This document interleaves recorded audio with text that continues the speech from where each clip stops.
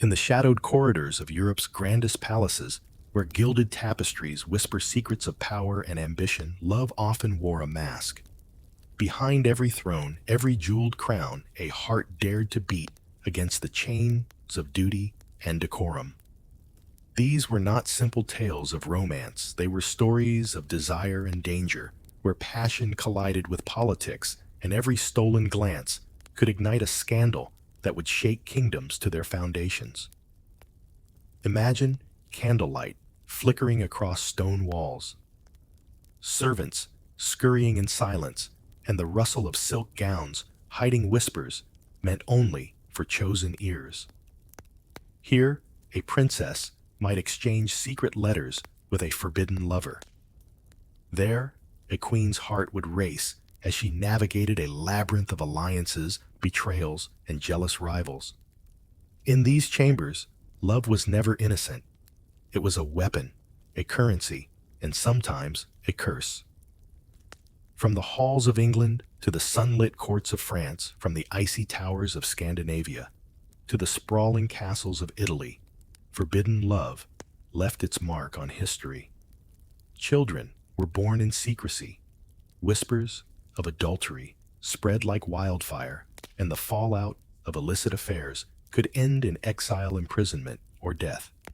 Power demanded loyalty, yet the heart's desires often led to treachery.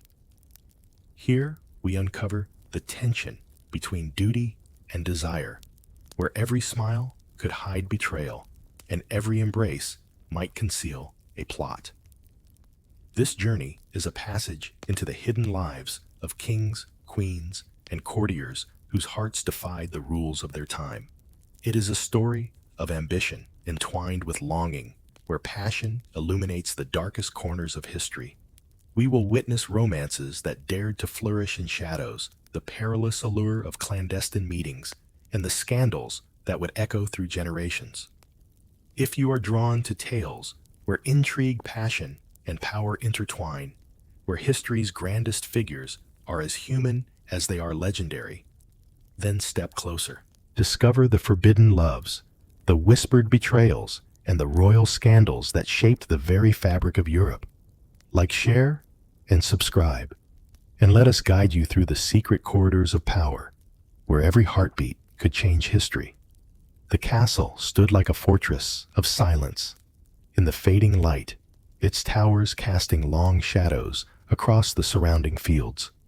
From the battlements, one could see the village beyond, smoke curling from chimneys, the river glinting in the last rays of the sun.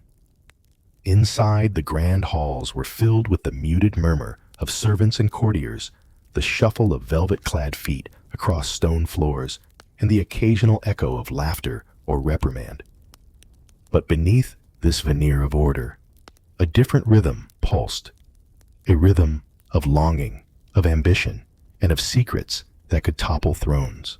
In these corridors, where tapestries of past glories hung heavy on the walls, the heart was often the most dangerous instrument. A princess in her chamber, leaning close to a shuttered window, might trace the path of a carriage in the dusk, imagining the touch of a hand she could never hold. A young prince, rehearsing bow and curtsy in the dim light, might steal a glance at a servant whose eyes held more understanding than any tutor's lesson. In a court where duty reigned supreme, even a whispered conversation could ripple into scandal. Every gesture, every glance became a chess piece, moved in a game larger than any single desire. Marriage, though often celebrated with pageantry and song, was rarely an act of the heart. It was a transaction of power, a binding of territories and alliances, a safeguard of dynasties. Yet within these alliances, love did not always vanish. It lingered in stolen moments, a note slipped beneath a door, a shared secret in the shadowed gallery, a hand brushing against another in the crowded hall of banquets. These fleeting connections carried both ecstasy and peril, for the walls themselves were watchful. Every tapestry, every archway, Every servant could be a witness or a messenger. And in such a world, the consequences of being caught could be fatal, or at the very least, ruinous. The corridors of power were built for visibility, but lived in shadows. Kings and queens, who might appear statuesque and unassailable, during the day walked alone in the night, with doubts pressing like stones upon their shoulders. They navigated the labyrinth of etiquette, the demands of advisors, and the vigilance of spies, all while their hearts were entangled in desires they could never openly acknowledge. A fleeting smile from a noblewoman across the great hall might ignite jealousy. A soft word in the library might sow envy, and a clandestine meeting in the garden could unravel years of careful diplomacy. The line between love and betrayal was thinner than the finest thread in a royal tapestry. Even the most powerful were vulnerable. The weight of the crown often pressed down with more force than the swords of enemies beyond the walls. Every decision carried consequences, every favor a potential liability. And yet, it was within this pressure that forbidden desires grew. The same halls that hosted councils of war and negotiation also hosted furtive meetings and stolen touches. Where the world demanded restraint, the heart rebelled. A queen might look to the balcony watching the stars, thinking of a lover she must never see. A young nobleman might pace the garden paths at night, haunted by a longing he cannot voice. In these moments, history was being written not only by decrees, but by whispers and secret glances. Outside, the wind carried the scent of wet earth and blooming flowers, a reminder that the world beyond the castle gates continued indifferent to the intrigues within. But inside, every sound, every movement was charged with meaning. A servant's footstep could announce an unexpected visitor. A candle's flicker could reveal the movement of a hidden letter. The ordinary became extraordinary, for every small act had the potential to alter fates. In this tension, life in the royal court unfolded a performance of poise and restraint, overlaying the ungovernable currents of passion. The architecture itself seemed complicit in secrecy. Narrow staircases twisted in shadow, hidden alcoves provided refuge for lovers and schemers alike, and high windows offered escape for thoughts that could not speak aloud. Tapestries muffled footsteps, but whispered stories to those who knew how to read them. Even the furniture, ornate chairs, carved tables, and intricately designed screens became silent participants in the human drama, witnesses to moments of ecstasy and despair that no chronicler would dare record. Every detail of the castle was a stage upon which the forbidden played out simultaneously, alluring and treacherous. Yet the danger of love in such a place extended beyond the personal. A single liaison could threaten alliances, inflame jealousies, and spark conflicts that extended far beyond the castle walls. The stakes were not merely matters of the heart. They were the very foundations of power. Dynasties were forged or shattered by passion, and what seemed private could become political in an instant. A clandestine romance could embolden enemies or weaken loyalty, and those who indulged in desire had to navigate a treacherous web of observation, rumor, and expectation. Love in the royal court was never innocent. It was always a calculated risk. As night descended fully upon the castle, shadows deepened, and the flicker of torchlight cast long, quivering shapes on stone walls. In the chambers above, letters awaited secret delivery. Confidences were exchanged behind locked doors, and eyes watched from hidden vantage points. In the gardens below, paths wound through scented blooms, offering brief solace and fleeting encounters. Each moment carried the weight of choice and consequence, for in a world where appearances were law, the heart's rebellion became the most dangerous of games. And so the story begins here in these shadowed halls and scented gardens with glances stolen in candlelight, letters passed beneath doors, and the silent rebellion of hearts bound by duty, yet yearning for freedom. This is a world where passion cannot be extinguished, where every forbidden touch is a spark, and where the pulse of desire beats steadily beneath the gilded surface of power. These are the tales of love that dared and sometimes failed within the walls of the European courts. A realm where the crown may command obedience, but it cannot command the heart. The night deepened, draping the castle in velvet darkness, and yet the life within did not rest. In the quietest chambers, secrets stirred. A young princess, her gown trailing softly over the polished stone floor, pressed a folded note to her chest, feeling the tremor of anticipation and fear. She knew that if the wrong eyes discovered it, both she and the sender could face exile or worse. The note, carefully inscribed with a delicate hand, carried words that no ear beyond the intended should ever read, a confession of longing forbidden by duty and by law alike. In the grand hall, the echoes of past feasts lingered in the grooves of the flagstones, silent witnesses to laughter and the clinking of goblets. Tonight, however, the hall was empty, save for a lone chambermaid who moved with the grace of someone unseen, gathering forgotten candles and ensuring that no trace of private meetings remained. It was in these silent corridors between grand portraits and marble statues that the true life of the castle unfolded, far from the eyes of chroniclers and historians. Here, love and scandal intertwined, leaving traces in whispered breaths, stolen glances, and the faint scent of perfume in the shadows.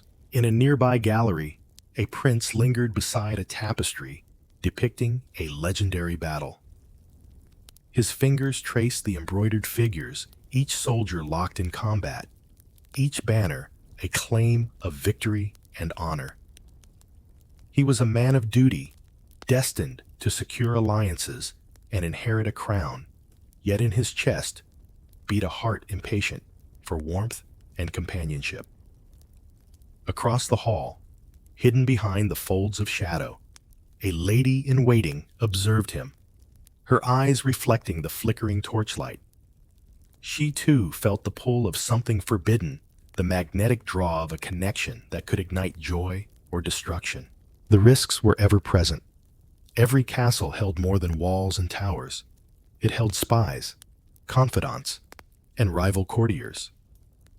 A whispered word could travel quickly, reaching ears that would exploit it for gain. A brush of a hand could spark envy in those who watched from balconies above. Even servants, who seemed the lowest in station, carried news through the kitchens, hallways, and stables. The web of observation was intricate, and the smallest misstep could unravel carefully constructed lives. To love in such a place required courage, cunning, and a willingness to accept the consequences of discovery. Yet the heart, once awakened, refuses to be tamed. The princess moved to her window, the cool night air brushing against her skin, carrying the scents of lavender and rain-soaked earth. She imagined a clandestine meeting in the rose garden, the hidden paths where she and her beloved could speak freely. The moonlight traced patterns on the cobblestones, offering both guidance and concealment. It was a fragile refuge, a world apart from the rigid structure of the court, where hearts could speak in the silence between shadows. Meanwhile, the prince had retreated to a secluded chamber where candles cast dancing lights upon the walls. Here, he could remove the weight of expectation, if only for a brief moment, and indulge in the imagination of a life less constrained by protocol. He envisioned holding her hand, sharing a laugh, or speaking truths that could never be voiced in the public eye. In these imagined encounters, they found solace and rebellion intertwined, a quiet protest against the rigidity of monarchy and the cold calculations of dynastic strategy. Even the king, seated in the high chamber above the great hall, was not immune to the complexities of forbidden desire. Years of rule had hardened him, yet the human heart remained unpredictable. He navigated alliances, marriages, and loyalties with precision, but private moments of vulnerability could still pierce the armor of sovereignty. A glance from a distant cousin, a soft word from a trusted advisor, or a memory of a past romance could ignite the embers of longing. In the interplay of duty and desire, even the most powerful were bound to the same rules as those in shadowed corridors. And yet danger lurked in every hidden corner. Courtiers who coveted power observed the lover's every movement. A single misstep could result in exile, imprisonment, or even execution. The castle, magnificent though it was, functioned as both sanctuary and prison. The very architecture that allowed for secret encounters, the winding staircases, the hidden alcoves, the curtained balconies also made every action traceable. To love here was to play a game with stakes higher than mere hearts. It was a game where reputation, political survival, and life itself could be forfeit. The garden outside, with its carefully trimmed hedges and moonlit fountains, became a theater for clandestine meetings. Paths twisted in serpentine patterns, allowing those who knew them well to move unseen to pass letters and messages without detection. Statues of gods and heroes seemed to watch silently, immortal witnesses to the fleeting passions of mortals. It was here that love often took its boldest form, away from the eyes of advisors and spies, where hearts could speak in whispers and where each embrace carried both joy and the weight of peril. As dawn approached, the castle held its collective breath.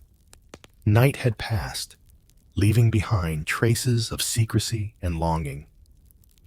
The princess returned the folded note to its hiding place, a heartbeat preserved for another stolen moment. The prince emerged from his chamber, resolving to endure another day under the gaze of the court, the memory of her presence a secret fire burning within him. The halls, now filled with the early stirrings of servants and heralds, would know nothing of what had transpired. History, as recorded in chronicles in stone, might never reveal these quiet rebellions of the heart, yet they shaped the lives of those who dared to love against the rules. And so the story of desire and danger continued, threading through corridors and chambers, gardens and galleries, a tapestry of forbidden longing woven in silence. The castle, with its grandeur and severity, bore witness to moments both tender and treacherous. Within its walls, the heart found ways to defy, endure, and reach beyond the confines of duty. It was here, in these intimate shadowed corners, that the pulse of human passion persisted, shaping the lives, choices, and destinies of those who bore the crown or lived in its orbit. The castle awoke slowly, its walls still heavy with the memory of the night. In the early light corridors that had held whispered confessions and clandestine embraces now seemed cold and empty. Yet the traces of forbidden passion lingered in the air, like a faint perfume that refuses to fade.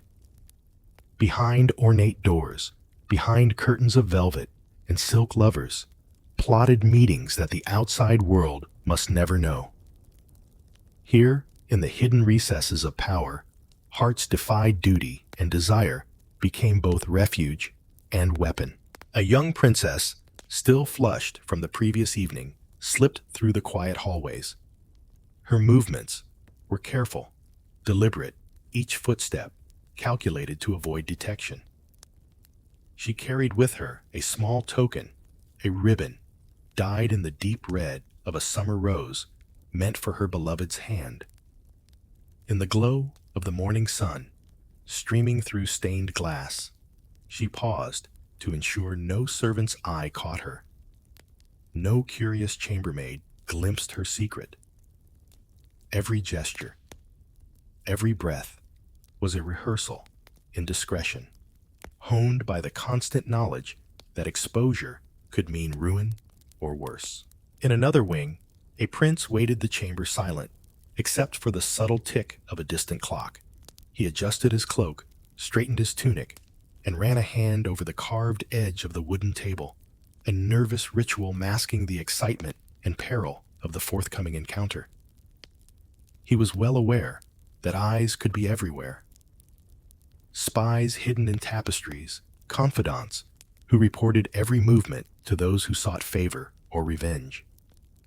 Yet in the stillness before dawn, he allowed himself a moment of hope, imagining the warmth of her hand, the secret laughter they would share away from the prying gaze of the court. Their world was a delicate lattice of secrecy.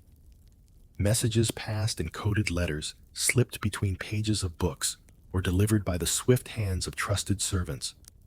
Even a seemingly innocuous gift, a jewel, a flower, a piece of embroidery, could carry a hidden meaning, a declaration of love that no one else might understand. The language of intimacy had evolved to survive in shadow, transforming tokens and gestures into a silent, invisible conversation that intertwined hearts while shielding them from the scrutiny of the powerful. In the kitchens below, unaware of the emotional drama unfolding above, cooks and scullery maids prepared the morning meal. The scent of fresh bread mingled with the sharp aroma of herbs, a quiet reminder that life persisted in its routines even when the passions of the elite threatened to upend the order of the castle. It was in these practical spaces that messages sometimes moved most swiftly. Slips of parchment hidden in loaves, whispered instructions, carried with a loaf of cheese or a steaming pot of stew. The castle was alive in ways the nobles often failed to see, its heartbeat carried by those who moved unseen, threading the private with the public. In the shadowed garden, paths curved and intertwined beneath the heavy boughs of ancient trees. Stone benches, sculpted fountains, and meticulously maintained hedges became stages for whispered encounters. Lovers slipped along hidden walkways, hands brushing hearts, racing each glance a promise and a risk. The early morning mist added both beauty and danger, obscuring movements while heightening senses. Here, under the careful watch of the moon or the sun, just peeking over the horizon, hearts could speak freely, if only briefly, beyond the reach of obligation, expectation, and law. Even the most powerful were not immune to these hidden dramas. Kings, queens, and high-ranking nobles navigated a delicate balance between duty and desire. Their every private choice weighed against public consequence. A misstep could end in scandal, tarnish a dynasty, or provoke alliances to crumble. In one chamber, a young queen traced the edges of a hidden letter, her mind alight with a combination of fear and longing. She understood that to love truly and fully within the walls of power was to gamble with everything: reputation, security, and even life itself. Not all secret affairs were equal in risk. Some were liaisons between equals, noble conspirators of status and influence, while others crossed forbidden boundaries, linking royalty with those deemed too low in station to merit public acknowledgement. Each encounter was a careful dance, a negotiation of risk, desire, and survival. The castle, magnificent in its architecture, became both a sanctuary and a trap, offering hidden corners where hearts could meet, while simultaneously ensuring that every secret might be discovered by the vigilant eyes of those who wielded power. And yet the human heart persisted. The prince and princess, the queen, and her trusted confidant, the lovers hidden in the servants' quarters, all were bound by an invisible force that drew them to each other despite the peril. In letters written in ink so faint that only the intended could decipher them, in small gifts hidden in the folds of gowns, in fleeting touches disguised as accident, they communicated, risking all for the chance to feel alive, to claim a fragment of freedom within a world governed by rigid hierarchy and unyielding protocol. It was a time when even the simplest gestures could carry enormous weight. A glance in the dining hall, a shared laugh during a ceremonial procession, the passing of a book with a secret mark. All were acts fraught with meaning, carefully observed and interpreted by a court trained in suspicion. And yet these gestures fueled the bonds that could not be broken by orders or decree. Desire, though constrained, found its channels flowing through corridors, chambers, and gardens, leaving traces invisible to the casual observer, but vivid to those attuned to its presence. The castle's walls, lined with portraits of ancestors and victories, bore witness to both grandeur and subtle rebellion. Behind every tapestry, behind every door, human hearts defied the iron rules of dynasties. The stories of forbidden love and scandal were etched into the very stones, waiting for the patient eye to recognize the small betrayals and acts of courage that defined the lives of those trapped between affection and duty. In these moments, the castle was alive not just with power and protocol, but with the pulse of human emotion, a secret rhythm that shaped destinies even as it remained invisible to history's chroniclers. And so the stage was set. Across Europe, in halls and towers, in the corners of courts, both grand and modest, these hidden dramas unfolded. Lovers met in silence, secrets were conveyed in the shadow of authority, and scandal waited patiently for a misstep. The interplay between desire and duty, between secrecy and discovery, defined the human experience behind palace walls. As the morning advanced, the castle seemed tranquil once more. Yet beneath its calm, the pulse of hidden passion persisted. The prince prepared for the public ceremonies of the day. The princess attended her lessons and duties, both carrying their private rebellion close to the heart. In the midst of protocol and expectation, love endured, shaping choices, forging courage, and leaving a mark invisible yet indelible. It was in these concealed moments that the true story of courtly scandal began, a story that would unfold through secrecy, strategy, and the timeless power of the human heart. This was merely the beginning. Across chambers, corridors, gardens, and hidden alcoves, forbidden love continued to challenge the boundaries of power. Each encounter, each note, each glance carried the weight of risk and the thrill of rebellion. In these delicate, shadowed moments, history was being written, not by decrees or battles, but by hearts daring to love against the rules, a timeless dance of courage, longing, and scandal that would define the courtly world for generations to come. Even as hearts beat in secret, the castle walls concealed more than whispered desires. Shadows moved with intent schemes, unfurled quietly, and every word spoken in confidence could be twisted into a weapon. In the corridors where morning light barely reached, subtle threats lingered. Courtiers, ambitious and cunning, understood that the castle was a theater not just for royalty, but for intrigue. They carried messages veiled in compliments, gifts with hidden meaning, and eyes that observed more than etiquette allowed. The world of secrecy extended beyond love into the darker arts of manipulation, and those who thrived knew when to speak, and more importantly, when to remain silent.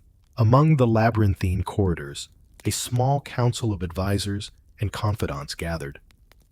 Maps of distant lands, ledgers of debt, and lists of marriages arranged or annulled lay spread upon a worn wooden table.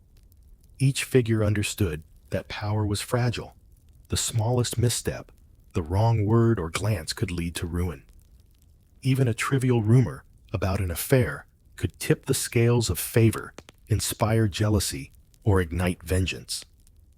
In these hallowed halls, secrecy was survival, and knowledge of hidden romances could become a tool of politics, a card to play in the endless game of influence. It was in these spaces that love and danger intertwined. A young lord, recently returned from a campaign abroad, leaned close to a chambermaid. Their conversation, a hushed symphony of longing and risk. They spoke in muted tones, using metaphors and references only they could understand. Every syllable carried weight, every phrase a careful calculation. One slip, one overheard word, and their affair could become the seed of scandal, a reason for dismissal, exile, or worse. Yet the intensity of the forbidden rendered them fearless, bound together by the invisible threads of secrecy that wove through the palace. The queen herself often played a dual role in these shadowed intrigues. Publicly, she presided with dignity, her presence commanding respect at formal events. Privately, she maneuvered through alliances and covert meetings, each interaction a blend of diplomacy and seduction. Letters delivered in coded script crossed the castle like whispers in the wind, bearing both declarations of love and veiled threats.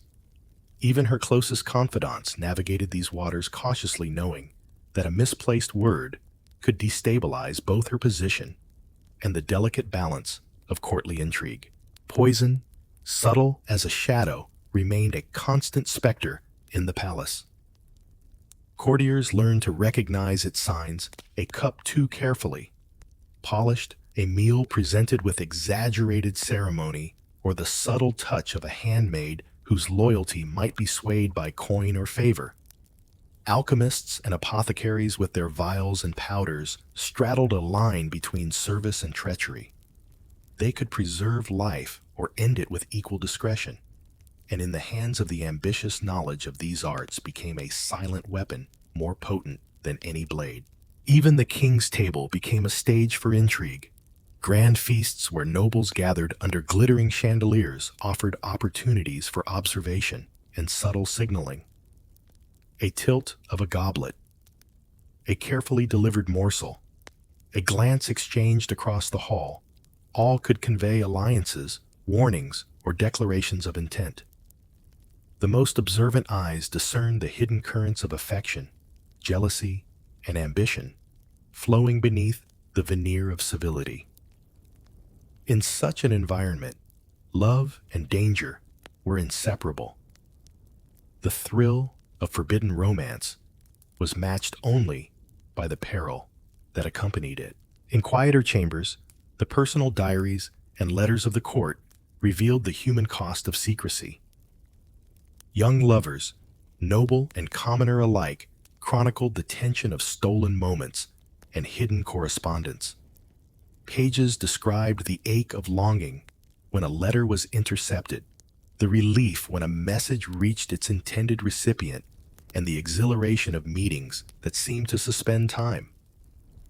The castle became a living organism, each heart beating with concealed desire, each word a part of a vast network of human emotion, risk, and ambition.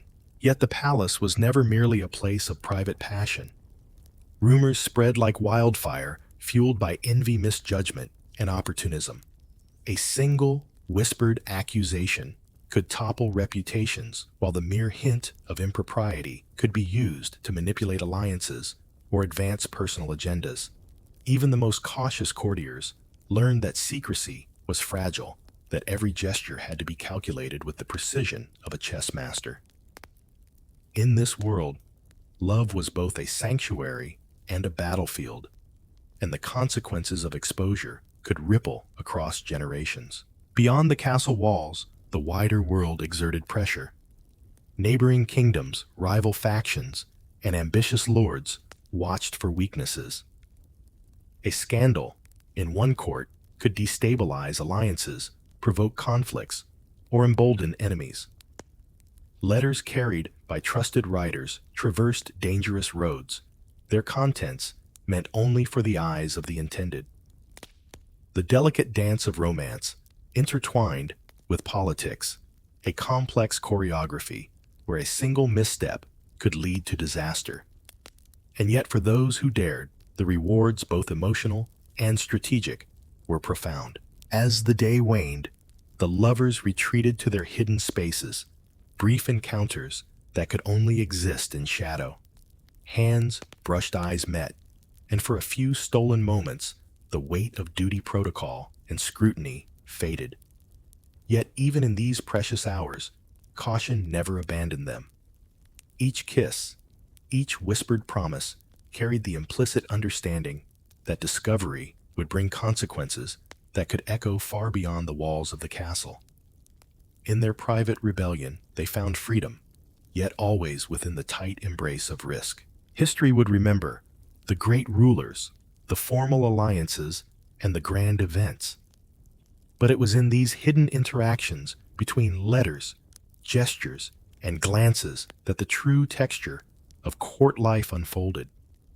Forbidden love, silent intrigue, and whispered scandal defined the human experience within the walls of power. These stories, though often obscured, illuminate the tension between desire and duty, between the intimate and the political, revealing a world where hearts dared to beat against the rigid structures of monarchy and society. As night fell, the castle settled into a semblance of calm. Yet within its walls, the pulse of passion, secrecy, and ambition continued unabated. Lovers remained vigilant, advisors plotted, and the unseen hands of intrigue guided destinies. Each day brought new opportunities and fresh perils, a reminder that the world of forbidden love was as precarious as it was irresistible. The interplay of romance and danger, desire and consequence wove a tapestry as intricate and enduring as the stone walls themselves. Thus, the palace existed as a realm of contradictions. Public grandeur masked private passion. Protocol intertwined with rebellion. Alliances were forged and broken in whispers. Within this delicate balance, the drama of forbidden love and clandestine scandal played out with relentless intensity, shaping the lives of those who dared to love beyond the constraints of law, station, and expectation. Here, in the shadow of power, history was written in the language of the heart, in acts as perilous as they were inevitable. And so the story continued hidden in plain sight, a testament to the enduring human desire for connection, for love, for freedom, within a world governed by duty, hierarchy, and unyielding expectations. The echoes of these secretive liaisons would persist, coloring the legacy of royalty influencing decisions and leaving a mark invisible yet indelible for those who dared to read between the lines of history and behold the true drama that unfolded behind palace walls. The court's grand halls, lined with tapestries depicting battles and alliances of ages past, often concealed stories far more intimate than the history books revealed. Beneath the gilded ceilings and polished floors, whispers traveled faster than proclamations. Scandals, though veiled in etiquette, often determined the fate of kingdoms, shaping alliances, marriages, and even wars. While the crown commanded obedience, it could not suppress the desires and failings of those who wore it. Here, in the flickering torchlight, the tension between duty and passion became palpable, as every action, glance, and decision could ignite a cascade of consequences. Henri Aim, perhaps the most infamous architect of scandal in European memory, exemplified the perilous intersection of desire and authority. His court, a theater of political and romantic drama, was dominated by his pursuit of personal fulfillment, often at the expense of law, custom, and morality. Each marriage annulment or execution sent shockwaves through England and the wider continent. From Catherine of Aragon's dignified suffering to Anne Boleyn's meteoric rise and tragic fall, the narrative of forbidden desire played out against the backdrop of Tudor ambition. Courtiers watched, hearts pounding with both fascination and fear, for any misstep could render them complicit in scandal or target them for downfall. Yet it was not solely the king who dictated the terms of courtly scandal. Women of influence, from queens to lesser-known noblewomen, wielded subtle but formidable power. Madame de Montespan, mistress to Louis XIV, navigated the labyrinthine corridors of Versailles with charm and cunning, her position granting her sway over court politics and public perception. Her beauty and wit became instruments in a world where appearance often determined authority as much as bloodline. Through carefully timed gestures, clandestine letters, and whispered alliances, she shaped not only her own destiny, but that of those around her.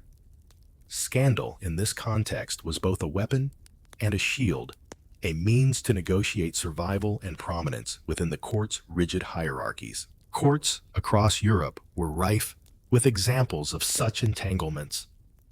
In England, the marriage of Catherine Howard, a young queen, became a cautionary tale.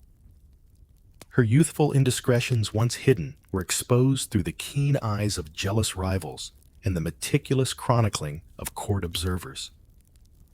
Accusations, whether grounded in truth or fueled by ambition, carried deadly consequences.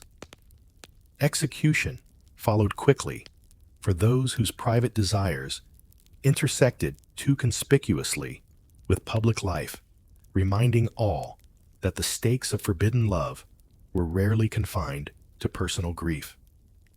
They could topple dynasties and alter the course of nations.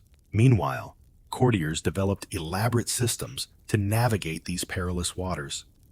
Letters written in cipher secret meetings in shadowed corridors and coded gestures during public ceremonies became tools of survival.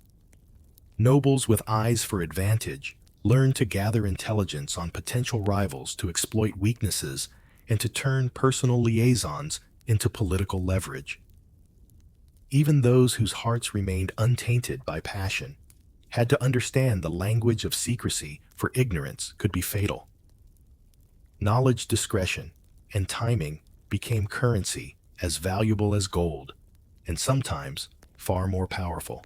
The scandalous intertwining of love and power was not limited to fleeting romances. Often, it shaped governance itself. Alliances forged through marriage, whether consummated or purely political, could realign territories, redraw maps, and precipitate wars. When a queen or consort engaged in illicit love, the ramifications extended beyond the bedroom. Courts moved like living organisms, each heart and mind an organ contributing to the survival or destruction of the whole.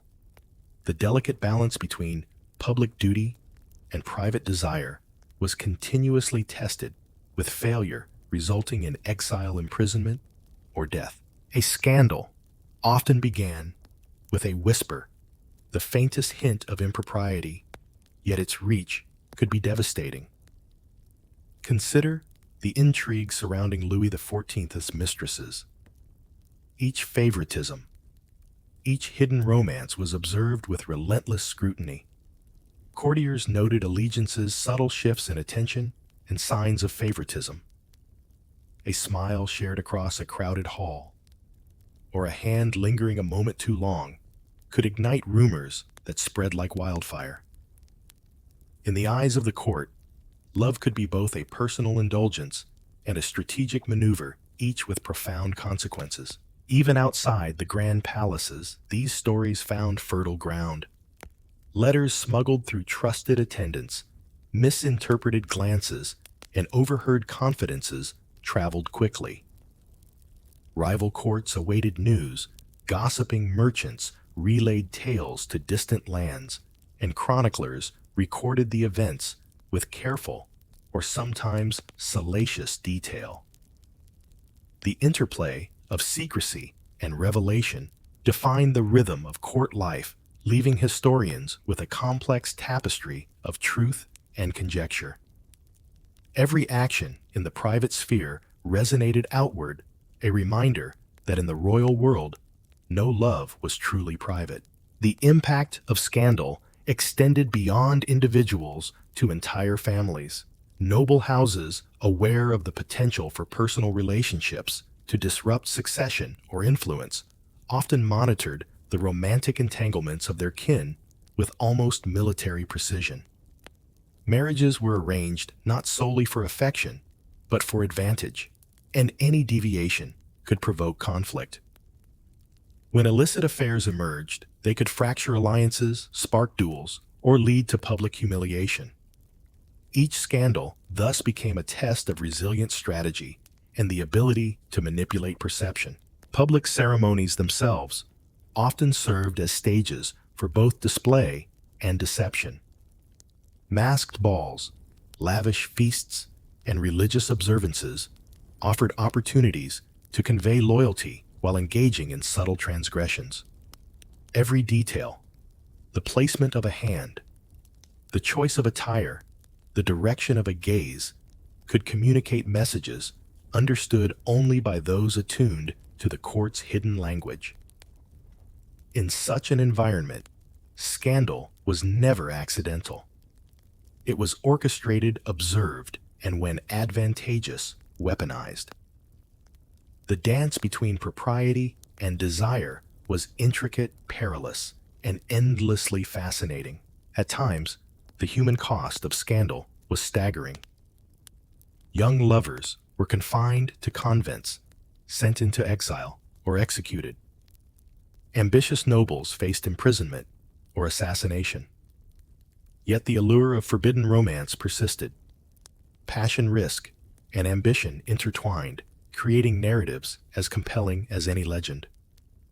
These tales revealed the enduring human need for connection, affection, and validation, even under the strictest constraints. Within the cold stone walls of castles and palaces, the human heart remained untamed, often in defiance of reason and law. As the candlelight flickered and shadows deepened, one could imagine the intricate networks of secret meetings, coded letters, and hushed conversations that defined daily life. Romance and scandal, interwoven with power and ambition, dictated the rhythm of existence. In these clandestine spaces, the tension between love and duty, desire and consequence, played out with relentless intensity, shaping the very course of history. What unfolded behind closed doors often held as much weight as proclamations and edicts reminding all that in the courts of Europe, human passion was an indelible force. Thus, the scandalous life of the court became a mirror reflecting both the brilliance and the fragility of royal existence. The interplay of forbidden love and public duty defined eras, influenced policies, and changed the fates of kingdoms. The allure of secrecy, the thrill of transgression, and the ever-present danger of discovery created a drama that surpassed even the grandest pageants. In the shadows, the true nature of power and passion was revealed, a realm where every heart bore a story, every glance carried meaning, and every choice held the potential to rewrite history. Beyond the glittering ballrooms and manicured gardens, private chambers became theaters for both devotion and treachery. Courtiers learned early that the trappings of wealth and status could not protect them from the consequences of desire. A stolen touch, a whispered confession, or a fleeting rendezvous could ignite rivalries that spanned generations. The walls, though adorned with rich tapestries and golden sconces, bore silent witness to heartbreak, ambition, and the occasional act of vengeance. In the delicate interplay between loyalty and longing, human emotion became both weapon and vulnerability, shaping alliances as much as decrees ever could. Henri VIII's court provides an enduring lens into the extreme measures taken to protect or punish scandalous love. Anne Boleyn's tragic fall was the result not merely of her defiance, but of intricate political machinations. Figures at court, both men and women, understood that reputation was fragile and that proximity to power could be fatal. Secrets were commodities, gossip a strategic tool, and truth a rare and dangerous treasure. Every alliance was double-edged, every favor contingent, and every expression of intimacy potentially lethal. In such an environment, passion could be as deadly as a sword and as transformative as a coronation. Meanwhile, in Versailles, The power dynamics of love and favoritism played out on an almost theatrical scale. Madame de Montespan's influence over Louis XIV allowed her to maneuver with subtlety, shaping not only social norms but state policies. Other mistresses watched closely, vying for the king's attention and protection, aware that scandal could be both a threat and an opportunity. The corridors of Versailles echoed with whispered rivalries, strategic smiles, and carefully calculated gestures. Here, love was inextricably entwined with ambition, and scandal became a currency by which power was measured and manipulated. Such scandals were not confined to personal relationships. They often dictated the course of dynasties. Children born of illicit affairs, hidden marriages, or unacknowledged unions could challenge succession and unsettle alliances. Nobility was acutely aware of the stakes. Every liaison had potential ramifications for inheritance, loyalty, and influence. In England, France, and across Europe, the offspring of these clandestine affairs often became symbols, pawns, or threats, their very existence shaping political strategies.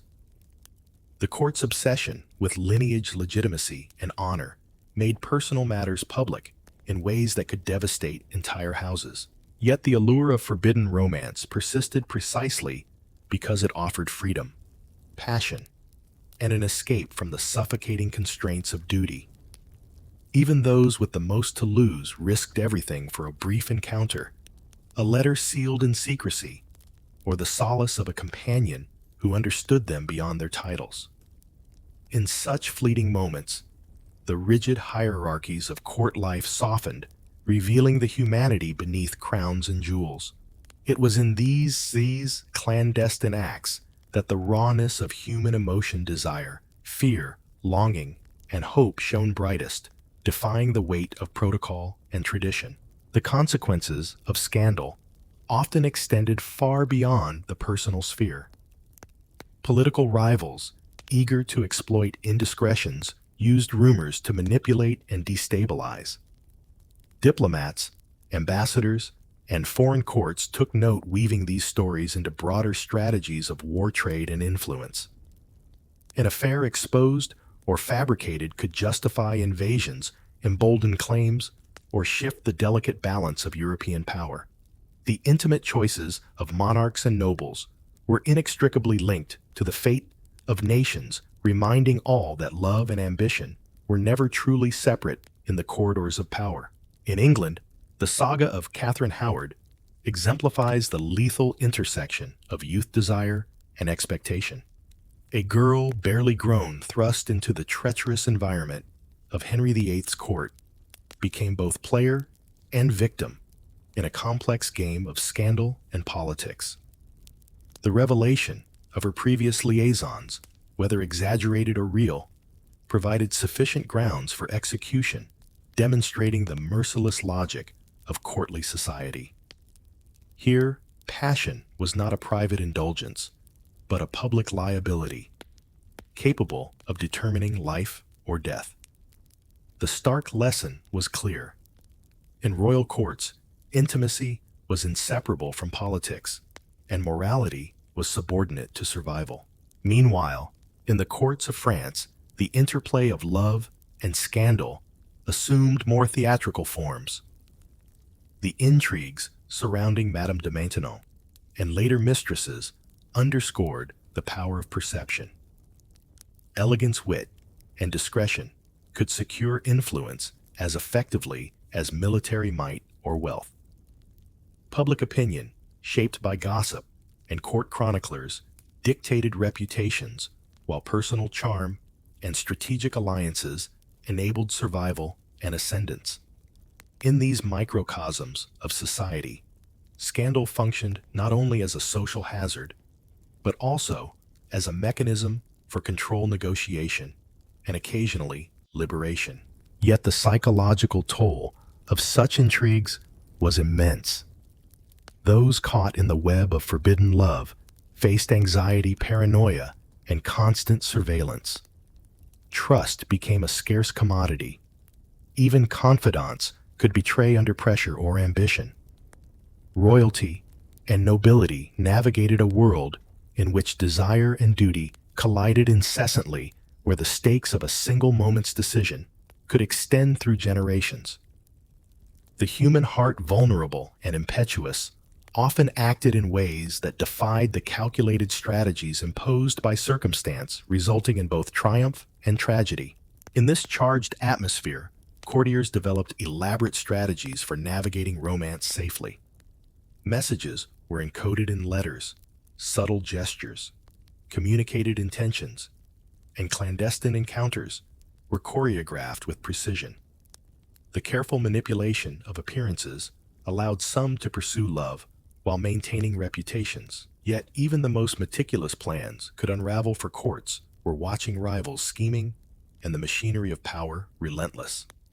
Scandal, therefore, was never merely a private affair. It was a calculated risk, with consequences that could echo across dynasties. As the candlelight flickered over gilded panels and the night deepened, one could imagine the tension that filled these royal chambers. Desire and danger coexisted in every hallway, chamber, and garden path. Courtiers moved like shadows, balancing passion against prudence, longing against strategy. The interplay of human emotion and political calculation created a drama richer and more perilous than any staged performance. In these intimate, perilous moments, the stakes of life and love were inseparable, and the consequences often deadly, reminded all that the heart, though fragile, was a formidable force. The legacy of these scandals endures not merely in chronicles and letters, but in the very architecture of power, the traditions of diplomacy, and the cultural memory of Europe. Royal courts, through their triumphs and tragedies, offer lessons in the intertwining of authority, desire, and the human condition. Even centuries later, the stories of forbidden love, daring, and betrayal captivate the imagination, illustrating the profound and sometimes perilous power of passion within the gilded cages of monarchy. Desire, strategy, loyalty, and ambition are forever entwined, and the line between triumph and tragedy is perilously thin. It is in the shadows of palace walls that human nature reveals both its brilliance and its fragility, where every choice, however private, has the potential to reshape history. Scandal, in this sense, becomes both mirror and lens, reflecting the vulnerabilities of the heart and magnifying the consequences of ambition. Here, the pulse of passion beats alongside the weight of crowns, producing a rhythm as compelling as it is dangerous. The halls of medieval and early modern courts were often alive with a quiet, deliberate choreography of power, and nowhere was this more evident than in the lives of queens and noblewomen.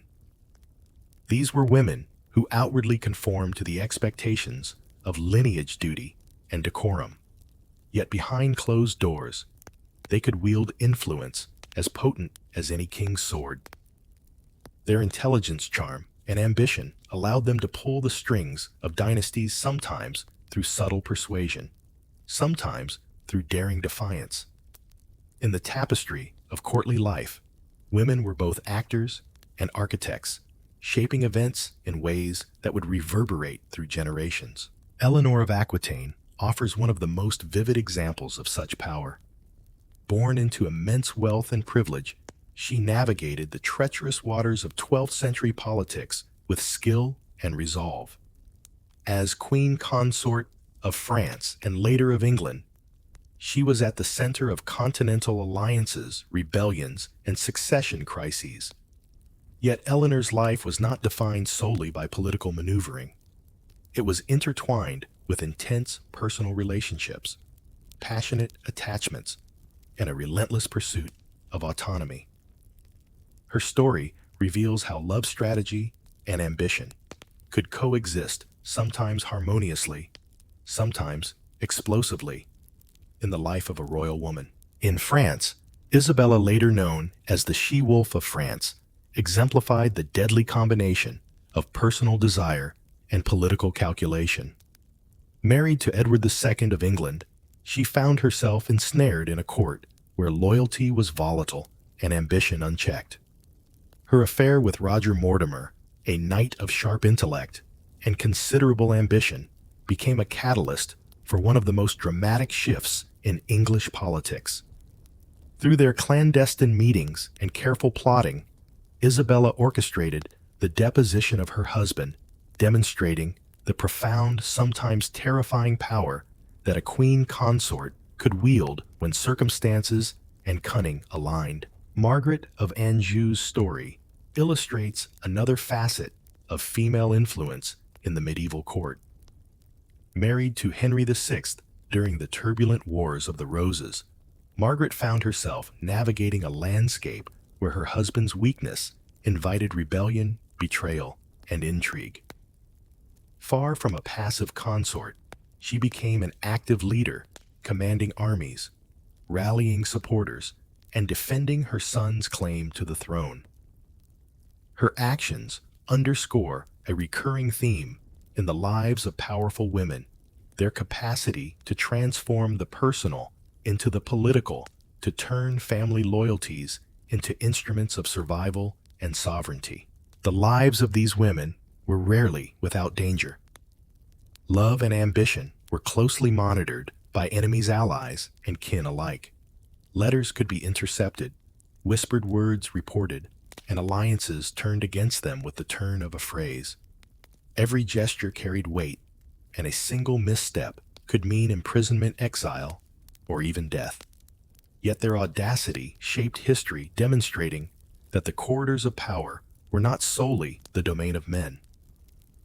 Women like Eleanor Isabella and Margaret leveraged their positions, intellect, and networks to influence outcomes in a world where authority was often fragile and contested. Romance and desire often intersected with politics in unpredictable ways. Affairs, whether born of affection, ambition, or both, could solidify alliances or incite scandal. The love of a noblewoman for a favored courtier might secure military support. A clandestine liaison might destabilize a kingdom. These entanglements demonstrate that the personal and political were inseparable in the courtly landscape. Every private decision resonated publicly, affecting succession, territorial control, and diplomatic relations. In the delicate balance of power, a single passion could catalyze monumental change. Moreover, these women understood the symbolic language of influence. Their clothing, gestures, and presence at court were not merely aesthetic choices. They were calculated statements of power and intent. By mastering the subtle art of visibility and invisibility, they could assert authority without confrontation, command attention without open defiance, and manipulate perception to their advantage. In an environment where physical force was not always available, strategy, charisma, and intellect became tools of sovereignty, deployed as meticulously as any military campaign. Despite the constraints imposed by society, noblewomen often cultivated networks of support, mentorship, and patronage. These networks extended through families, marriages, and courts, and could be mobilized for political gain or protection. The careful maintenance of these connections required skill, patience, and a keen understanding of human behavior. For women at court, survival and success were intertwined with social acuity. Power was exercised as much through relationships as through proclamations or commands. The personal lives of these women were often deeply intertwined with their political roles. Love, desire, and ambition coexisted with duty, expectation, and vulnerability. A woman's heart could inspire rebellion, secure loyalty, or provoke catastrophe. In moments of quiet reflection, behind the imposing facades of castles and palaces, these queens and noblewomen confronted the paradox of their existence. The freedom to shape events came hand in hand with the peril of exposure and loss. Their courage, ingenuity, and resilience were continuously tested, revealing the complexity of female power in the medieval and early modern courts. Yet even amidst the danger and intrigue, these women found ways to assert personal agency. Strategic marriages, selective affection, and calculated defiance allowed them to pursue desires without forfeiting influence. They understood the power of reputation and perception, navigating rumors, slights, and accusations with finesse. By controlling information, manipulating appearances, and cultivating loyalty, they created spaces of autonomy within highly restrictive systems. In doing so, they demonstrated that influence was not solely a function of official titles or armies, but also of intellect, charisma, and audacity. The legacy of these powerful women endures not merely in chronicles and histories, but in the subtle reshaping of political landscapes, dynastic fortunes, and cultural narratives. Eleanor of Aquitaine, Isabella of France, and Margaret of Anjou exemplify the enduring potency of female agency, revealing that behind every throne there could be a mind as sharp and determined as any king's. Their stories remind us that ambition, love, and intelligence were forces capable of altering history, even in eras defined by male dominance. Behind velvet curtains and ornate walls, they exercised power, orchestrated intrigues, and occasionally defied the very structures that sought to constrain them. Their influence demonstrates that in royal courts, authority and gender intersected in complex, often surprising ways. The interplay of ambition and affection, risk and reward, reveals the nuanced reality of courtly life, where the heart's impulses could shape the fate of kingdoms, and the echoes of scandal would resonate across centuries. The influence of queens and noblewomen extended far beyond personal relationships, seeping into the very mechanisms of governance. In councils and private audiences, their words could alter policy, redirect military campaigns, or sway succession plans. Often, their presence in political spaces was subtle, mediated through intermediaries, or the cultivation of loyal advisors who carried their suggestions into formal decision-making. Yet even in these quiet interventions, the stakes were enormous. One miscalculation could spark rebellion, exile, or even assassination. Consider the careful maneuvers of Catherine de' Medici, whose presence in the French court was both omnipresent and elusive. As the mother of kings, her position afforded her influence over statecraft, diplomacy, and religion. Yet she was constantly navigating the treacherous waters of factionalism, courtly rivalry, and public perception. Through strategic marriages, patronage, and clandestine counsel, Catherine was able to maintain her family's prominence and safeguard the throne for her sons. Her story illustrates how female agency in royal courts was often exercised behind a veil of appearances, blending prudence with audacity. These women also mastered the art of messaging and symbolism. Public appearances, ceremonial gestures, and even attire conveyed intention, allegiance, and ambition. A carefully chosen color or fabric could signal loyalty or dissent. A subtle nod could endorse a policy, or a pointed absence might communicate disapproval. In a world where written correspondence could be intercepted and open rebellion punished with death, these visual cues and rituals became essential tools of influence. Every movement, every glance, and every gesture carried potential consequences for the balance of power. Romantic relationships were frequently intertwined with these political strategies. A clandestine lover could be a confidant, an agent, or even a partner in intrigue. Yet love in the court was rarely pure. It was laced with negotiation, risk, and performance. Maintaining secrecy required ingenuity, hidden chambers coded letters and signals transmitted through servants or intermediaries. The cost of discovery was high, ranging from social ostracism to imprisonment or execution.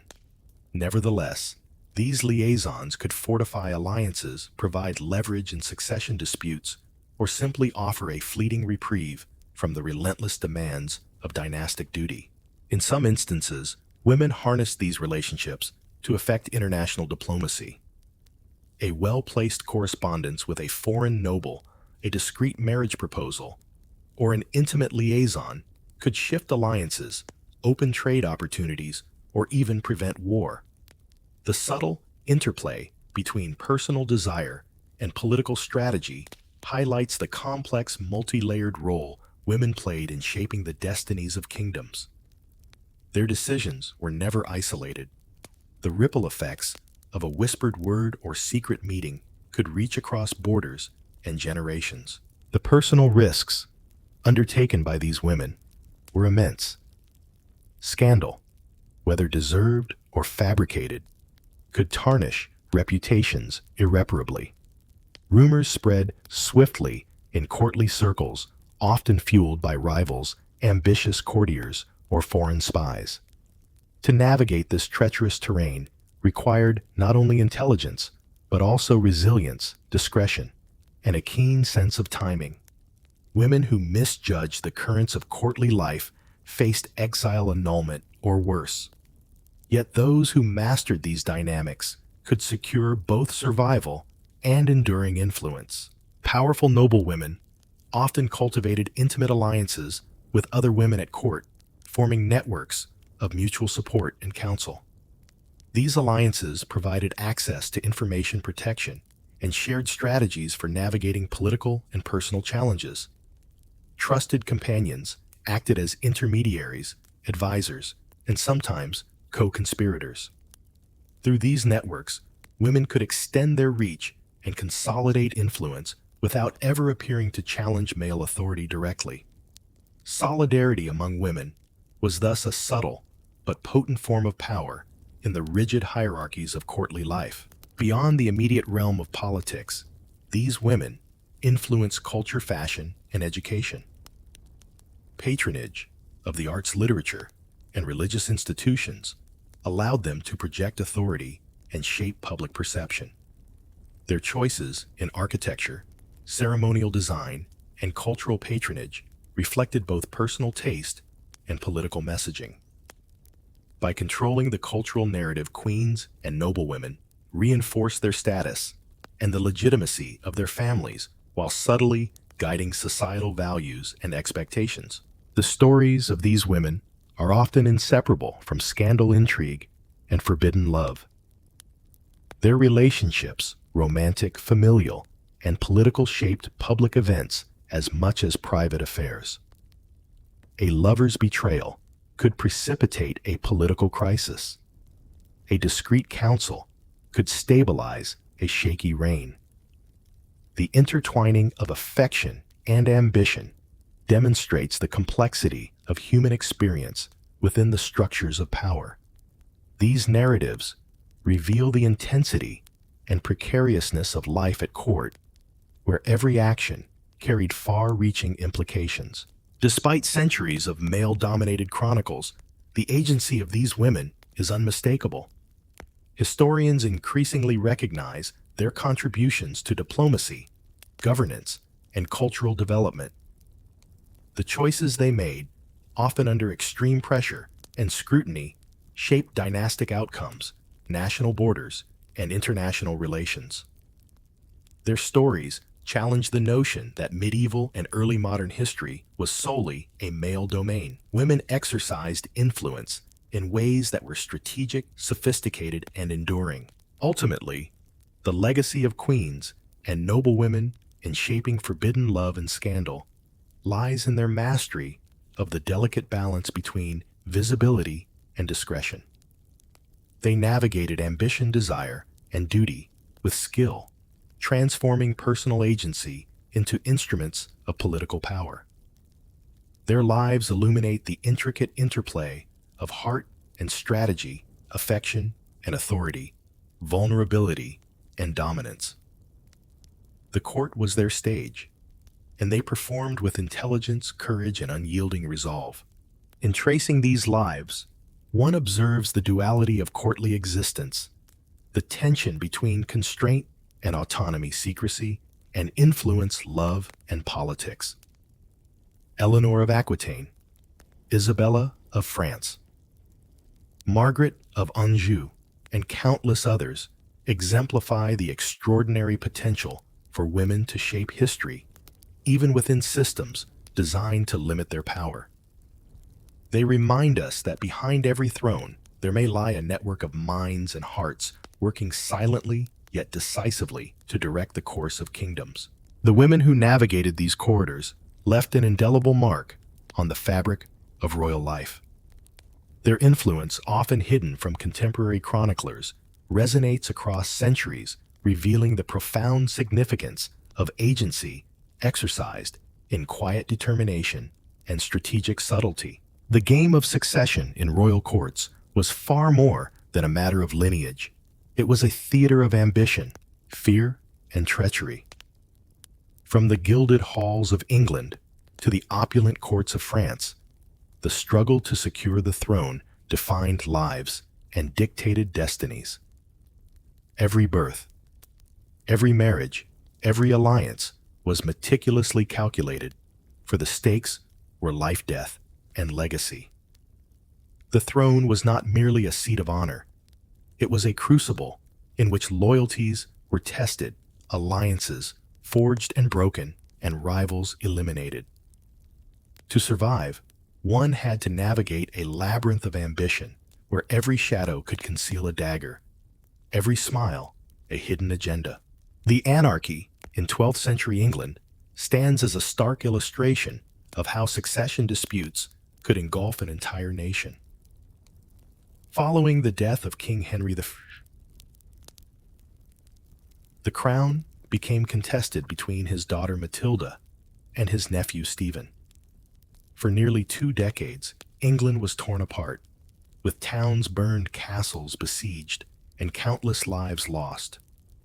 The conflict revealed the lethal consequences of inheritance politics and underscored the vulnerability of female claimants in a patriarchal society. Matilda's claim, though legitimate, was resisted not solely because of law, but because power in the medieval world was inseparable from perception and acceptance both among nobles and the broader populace. In such volatile contexts, romantic liaisons often became political tools. Marriages were arranged to secure allegiances, consolidate power, or weaken rivals. Personal affection rarely influenced these decisions. Duty and strategy held primacy. Yet forbidden love could intersect with succession in dramatic ways. A clandestine relationship could produce offspring whose very existence threatened dynastic stability, igniting intrigue and conflict. Bastards, secret heirs, and unacknowledged children carried the potential to destabilize thrones, triggering plots, imprisonments, or even executions. The line between love and political strategy was perilously thin, and crossing it could have lethal consequences. Consider the Wars of the Roses, a series of dynastic conflicts in 15th century England between the houses of Lancaster and York. These wars exemplify the extremes to which succession disputes could escalate. Claims to the throne were intertwined with family loyalties, marriages, and the ambitions of powerful nobles. A single death or alliance could tip the balance, prompting immediate retribution or long-term schemes for revenge. Courtiers and kin alike maneuvered like chess pieces, their relationships entangled in layers of loyalty, fear, and desire. In this environment, the pursuit of love could inadvertently become a political act, with consequences reaching far beyond the personal. Romantic alliances sometimes functioned as tactical instruments designed to legitimize claims or fortify support. A king might marry a foreign princess to secure military aid, A noblewoman might cultivate a discreet relationship to influence policy or succession. These alliances required careful management for exposure, could result in scandal annulment or even bloodshed. Messages were often encoded meetings clandestine and intermediaries carefully selected. The palace itself could become a stage for intrigue where whispered words in corridors or hidden notes exchanged during banquets shaped the fates of kingdoms. The court's beauty and luxury masked the ever-present undercurrent of peril. The human cost of succession, disputes extended beyond royalty. Servants, advisors, and even ordinary citizens could be drawn into the maelstrom of intrigue. Allegiances were tested constantly. A misstep could lead to imprisonment, exile, or death. Families were forced to navigate the consequences of their connections, often with tragic outcomes. In some cases, entire households were uprooted or executed to prevent a rival claim from gaining traction. The personal, political, and public were inseparable in the pursuit of power, creating an environment where survival demanded constant vigilance, cunning, and resilience. Children, both legitimate and illegitimate, became pawns and weapons in the succession game. They could be betrothed in infancy to secure alliances or used as leverage in negotiations. In some instances, they were sent to distant courts, effectively hostages to ensure compliance or loyalty. The bonds of love and family were often subordinated to strategy. A parent's affection might be sacrificed on the altar of political necessity. Yet even in these circumstances, human emotion could not be entirely suppressed. Parents, guardians, and children experienced fear, hope, and longing amidst the ever-present threat of betrayal, exile, or assassination. The stakes of succession disputes were compounded by the intertwining of personal ambition and national stability. A contested throne could plunge regions into civil war, disrupt trade, and destabilize governments. Nobles and advisors constantly weighed the risks of action against the potential rewards. Every alliance, every clandestine meeting, and every whispered suggestion could tip the delicate balance of power. The tension between personal desires and political necessity created a constant pressure cooker environment where decisions had ramifications far beyond the walls of the palace. Love, ambition, and danger often converged in dramatic ways. Lovers caught in the succession struggle faced impossible choices: loyalty to family or passion for a partner, obedience to the crown or pursuit of personal agency. Some found ways to navigate these treacherous waters, securing both love and influence. Others paid the ultimate price, their fates serving as cautionary tales for those who followed. Courtly romance was thus inseparable from politics. Affection could empower or endanger, elevate or destroy. In this crucible, desire was both a weapon and a liability. The experiences of historical figures illustrate the intricate dance between succession and scandal. Royals and nobles across Europe, matriarchs and heirs, kings and princes demonstrated ingenuity, audacity, and at times ruthlessness in securing their positions. Their decisions were rarely isolated. They resonated through courts, families, and nations. The interplay of secret affairs, political marriages, and inheritance disputes reveals a world where the personal was inseparable from the political, and every heartbeat could echo with consequences of immense gravity. Ultimately, the game of succession was about more than titles. It was about survival, legacy, and control. Forbidden love, clandestine affairs, and political intrigue were not mere embellishments, but integral to understanding the dynamics of power. In royal courts, where every action was observed, every word scrutinized, and every loyalty tested, navigating succession required intelligence, courage, and the ability to balance risk with opportunity. These stories illuminate the high stakes of courtly life and the precarious intersection of passion, ambition, and authority. The courts of Europe were not just settings for ceremonial grandeur. They were arenas in which every relationship, every act of affection or betrayal had political weight. The intertwining of forbidden love with the pursuit of the crown underscores the complexity of royal existence. Those who mastered the delicate balance between discretion and influence could alter the course of history. Those who faltered faced ruin their lives, a testament to the ruthless calculus of ambition and the enduring tension between heart and throne. Yet, the pursuit of power through succession often collided with the most human of desires. Forbidden romances, clandestine liaisons, and secret marriages could suddenly become matters of life and death. A courtly love affair that began with whispered words in moonlit corridors might end with exile or execution. For princes and princesses, the delicate dance of affection and ambition was fraught with peril. A single misstep could unravel dynasties, ruin reputations, and shift the balance of power irreversibly. Consider the tale of King Henry VIII and his many marital entanglements. Beyond the well-known drama surrounding Anne Boleyn and Catherine Howard, these unions highlight the tension between duty desire and political necessity. The king's personal infatuations had immediate and sweeping consequences, shifts in alliances, the creation of new heirs, and the brutal punishment of those deemed obstacles.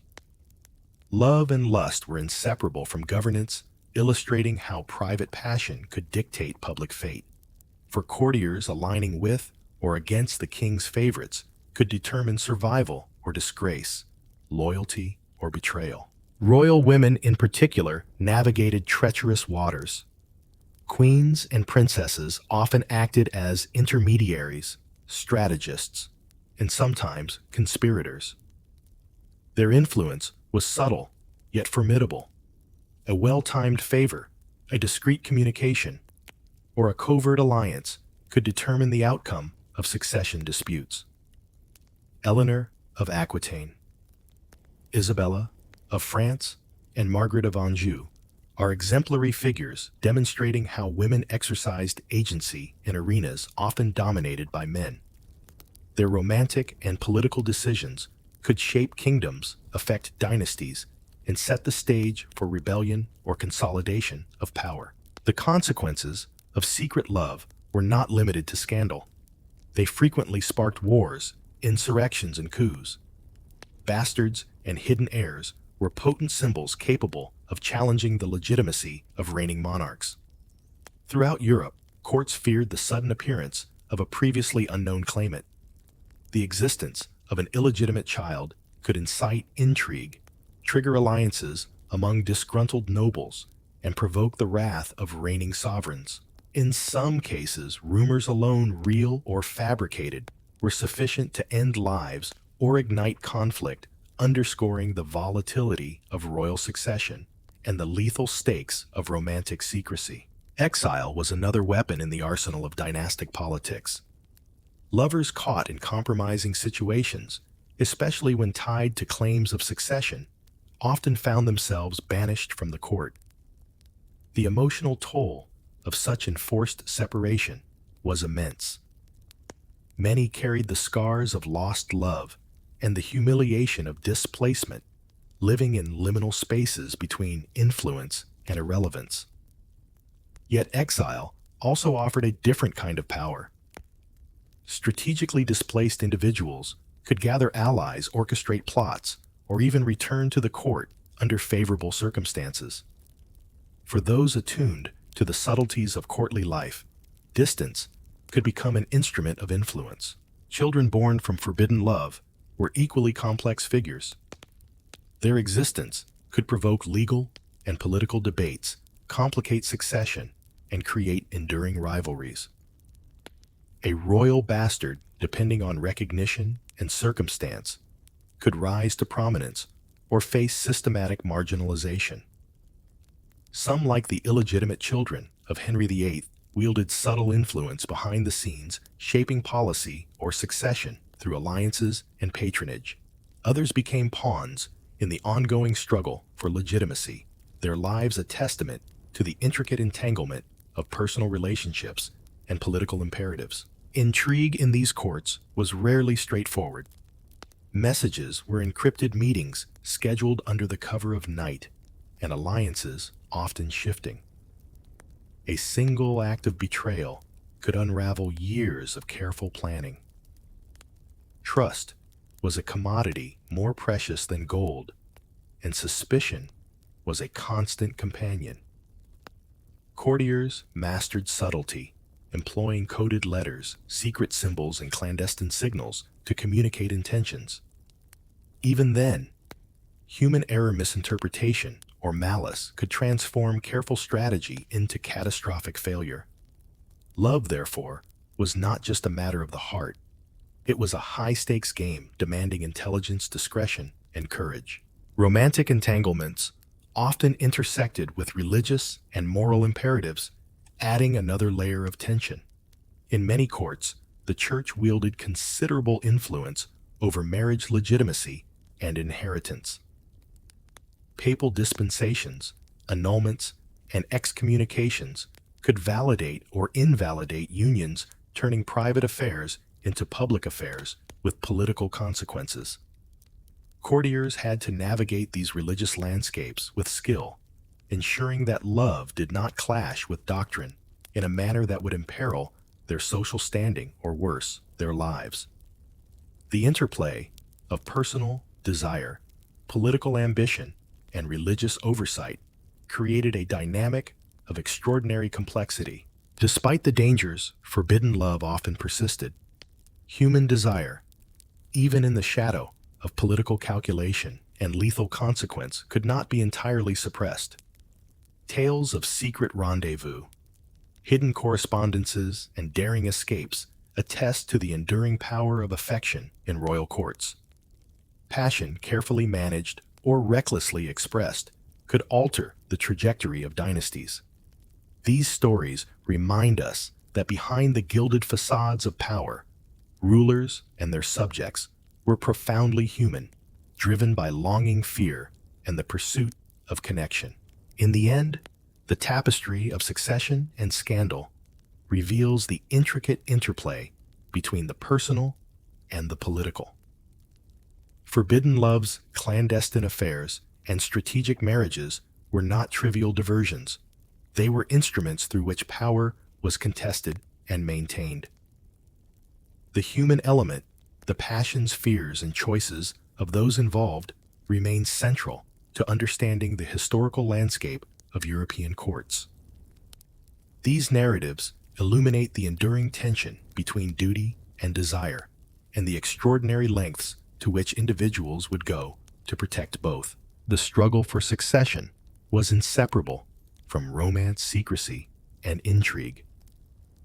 Every illicit affair, every hidden marriage, and every concealed child could ripple through the corridors of power, leaving indelible marks on families, nations, and history itself. In these tales, love and politics are inextricably intertwined, creating a world where hearts and crowns were both vulnerable and inextricably bound. The courts of Europe, with all their splendor and danger, offer enduring lessons on ambition, loyalty, and the human capacity for both passion and cunning. In the shadowed corridors of royal courts, the bonds of blood could be as treacherous as the whispered intrigues of the night. Among brothers, the closeness of shared lineage often concealed the simmering fires of rivalry. The pressures of inheritance, the weight of expectation, and the ever-present demand to uphold dynastic honor transformed sibling relationships into a delicate, perilous game. Here, in the gilded halls of palaces, the stakes were nothing less than life, death, and the fate of entire kingdoms. The story of Cain and Abel, echoed in the lives of medieval princes, served as a cautionary tale repeated in history. In courts across Europe, jealousy and ambition turned brothers against one another. The youngest, the overlooked, or the perceived weaker sibling, frequently found themselves plotting or being plotted against. Their motivations were complex: a yearning for recognition, the desire to protect their position, or sheer survival instinct. No prince could trust entirely in the loyalty of his own blood, for the family was both a sanctuary and a battlefield. Take the tragic narrative of Richard III of England. While historical debate swirls around the fate of the princes in the Tower, the very suspicion of fratricide illustrates the lethal tension among heirs. The shadow of potential betrayal loomed over every familial gathering, every council meeting. Even the most mundane decisions carried the weight of suspicion. Which brother would receive the king's favor, whose claim to titles would be strengthened, whose alliances with powerful nobles might tip the scales? In this environment, brotherhood was a veneer over a field of strategic calculations, fear, and latent hostility. Dynastic politics magnified these tensions. A single death could dramatically alter the line of succession, and each royal sibling was acutely aware of this fact. Alliances within the court were fragile and often temporary. Dukes, counts, and barons aligned themselves with those who seemed most likely to survive and triumph while secretly plotting against them. A prince could find himself surrounded by both supporters and adversaries, never certain which were true allies. Trust, when extended, was a calculated risk. Betrayal could come not from an outside enemy, but from the very blood that shared his upbringing, his meals, and his education. The emotional toll was immense. Love for a brother could coexist with deep-seated fear or envy. Courtiers often whispered of secret meetings, midnight council, and shadowed agreements, moments where a brother's intent could be revealed or concealed in a single glance. Within this realm of uncertainty, deception became a survival skill. The cunning learned in family interactions was equally applicable to dealings with foreign powers or rival nobles. The lessons of betrayal within the family prepared a prince for the broader, more perilous chessboard of political life. Yet these sibling rivalries were not mere abstractions. They produced tangible, often tragic outcomes. Princes were imprisoned, exiled, or even executed at the behest of their own kin. In some cases, physical elimination was deemed the only reliable solution to a succession dispute. Such acts, though horrifying, were framed by contemporaries as necessary to preserve the stability of the realm. The moral landscape was thus distorted.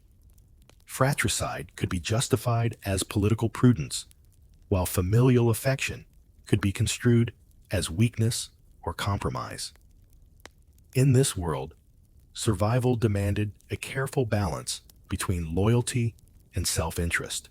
Among these bitter rivalries, the role of advisors, tutors, and confidants was crucial. Princes relied on counsel to navigate the dangerous waters of courtly life. Yet these advisors often pursued their own agendas, leveraging access to the royal siblings to further personal ambitions. The court became a labyrinth of influence, where messages could be manipulated, alliances shifted, and the intentions of one brother could be conveyed deceptively to another. Miscommunication or deliberate deceit could tip a fragile situation into violence, ensuring that the blood of the family flowed in accordance with ambition rather than love. Political marriages further complicated the dynamic. Brothers often competed for advantageous unions, seeking to secure alliances that would bolster their claim to power. These marriages were seldom matters of affection. They were calculated maneuvers in a broader game of survival and dominance. A brother's advantage in securing a foreign princess or a wealthy heiress could provoke envy, fear, and secret plotting. Sometimes, the marital bonds themselves became instruments of intrigue. Letters, emissaries, and dowries were leveraged as tools to manipulate perceptions, divide loyalties, and fortify claims. In this way, the personal lives of siblings intertwined inseparably with the fate of nations. The psychological landscape of these royal households was shaped by constant vigilance. Princes developed acute awareness of subtle signals, a lingering gaze, a carefully chosen phrase, the position of a hand in council chambers. These minute cues could betray intention or conceal it, revealing loyalty or duplicity. The art of reading a brother's mind became as crucial as mastery of the sword or command of armies. Over time, princes learned to guard their thoughts as meticulously as they protected their lives, knowing that the cost of misjudgment could be immediate and deadly. Even the youngest princes, often considered least threatening, were not exempt from these pressures. Early childhood education in royal courts included lessons not only in literacy, military strategy, and governance, but also in the subtle arts of observation, persuasion, and deception. Children learn to discern motives, anticipate reactions, and negotiate with those older and more powerful. The seeds of rivalry were planted early, nurtured by an environment in which every action was scrutinized, every alliance noted, and every word potentially consequential. In these formative years, the interplay of affection, fear, and ambition began to shape the adults they would become.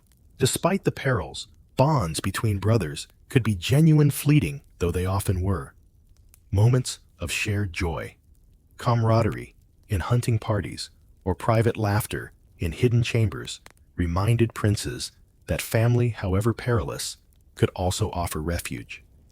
These glimpses of intimacy, however, were always shadowed by the knowledge that the same hand that clasped in friendship might one day wield a dagger in ambition. It is within these moments of contrast between loyalty and rivalry, affection and fear, that the human dimension of medieval royalty becomes most vivid. Love and enmity were inseparable, and every relationship carried the weight of dynastic consequence. In a world where lineage defined legitimacy and ambition dictated survival, brothers navigated a treacherous landscape, their bonds a delicate balance between trust and suspicion. The lessons of these relationships, loyalty, vigilance, and strategic foresight, extended far beyond familial life, shaping the political realities of the realm and leaving an indelible mark on history. The court, with all its opulence and danger, demanded constant negotiation between the human heart and the imperatives of power. As princes matured, the stakes of their fraternal rivalries intensified, and the consequences became more immediate and irreversible. Courts that had once seemed vast and protective now felt constrictive, their gilded walls echoing with whispered threats and the clinking of ceremonial swords. The political landscape was a constant reminder that one misstep or one moment of misplaced trust could bring a lifetime of disgrace, exile, or death. In this arena, the relationships between brothers were a delicate choreography balancing ambition with survival, affection with suspicion. Consider the princes of Burgundy in the late medieval period, whose internal disputes over inheritance and titles created ripples across Europe. Alliances formed and dissolved with astonishing speed, and minor disagreements could escalate into open hostility.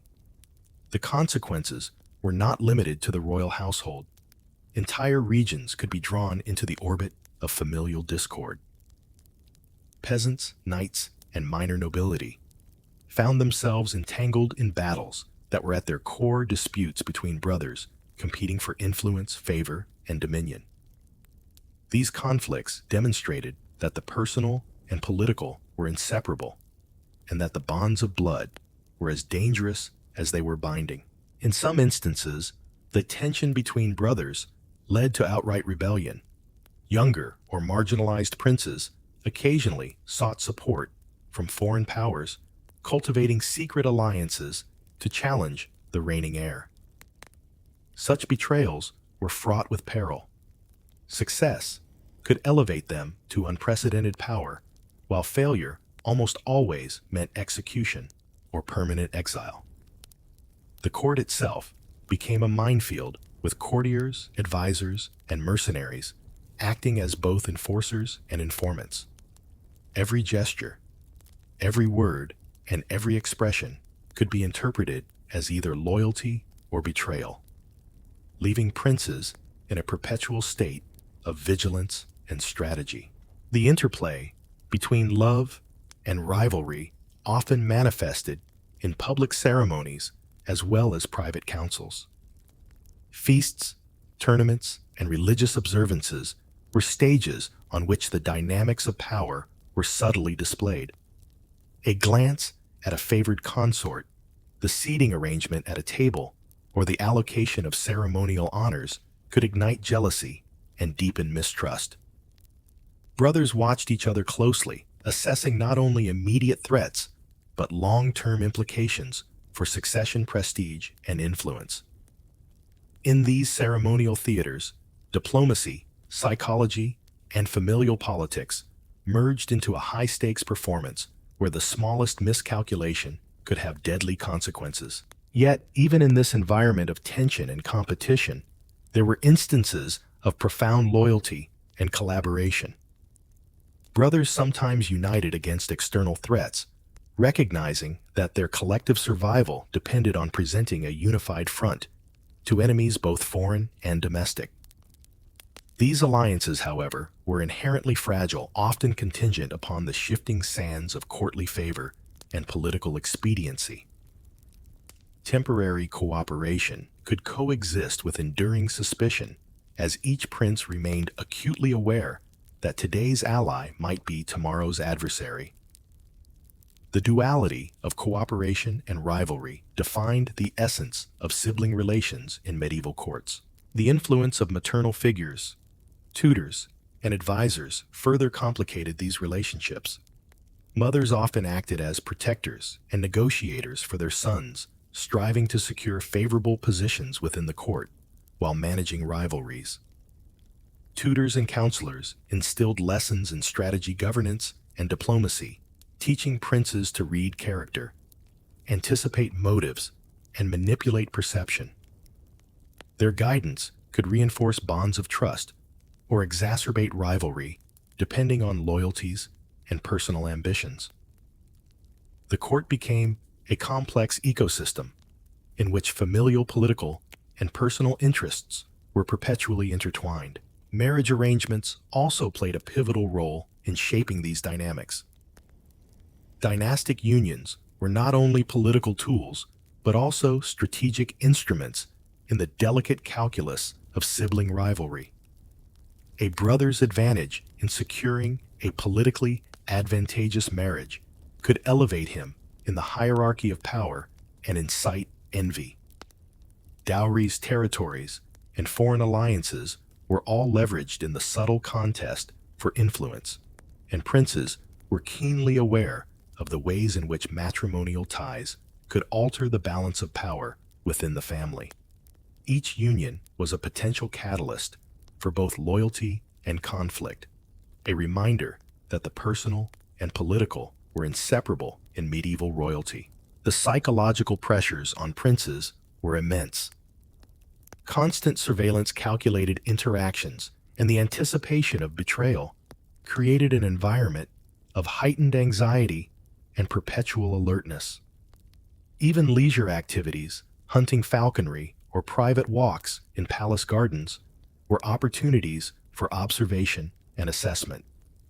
Princes became adept at masking their intentions, presenting a calm exterior while evaluating every word and action of their brothers. In this world, emotional intelligence was as crucial as martial skill, and the ability to navigate the nuances of perception often determined survival as much as any sword or army. Tragedy was an ever-present companion. The premature deaths of princes, whether through illness, accident, or deliberate malice, served as stark reminders of the dangers inherent in royal life. Suspicion often accompanied these deaths, eroding trust and deepening divisions among surviving siblings. Grief, guilt, and fear interwove in complex patterns, leaving scars on families and influencing future political maneuvers. These personal losses reverberated through courts, shaping alliances, succession disputes, and the broader political landscape. Every death, whether natural or orchestrated, had consequences far beyond the walls of the palace. By the conclusion of these sibling rivalries, the intricate web of family power and ambition revealed itself as both a source of strength and vulnerability. Brothers who navigated these treacherous waters successfully could consolidate power, secure their line, and shape the course of history.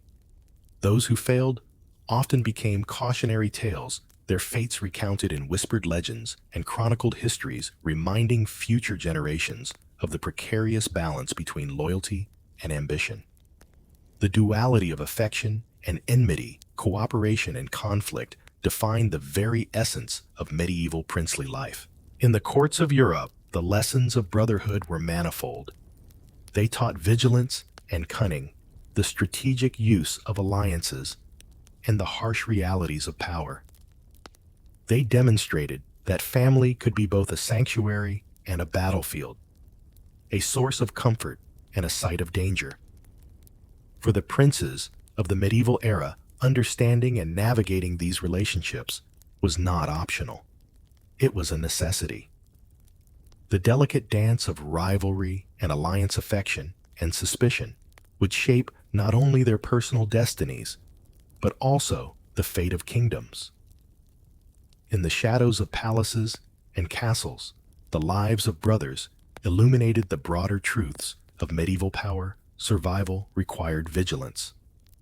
Loyalty was conditional, and even the closest kin could harbor deadly ambition. The interplay of love, fear, and ambition continued to shape the destinies of princes and kings, influencing succession policy and the very structure of medieval society.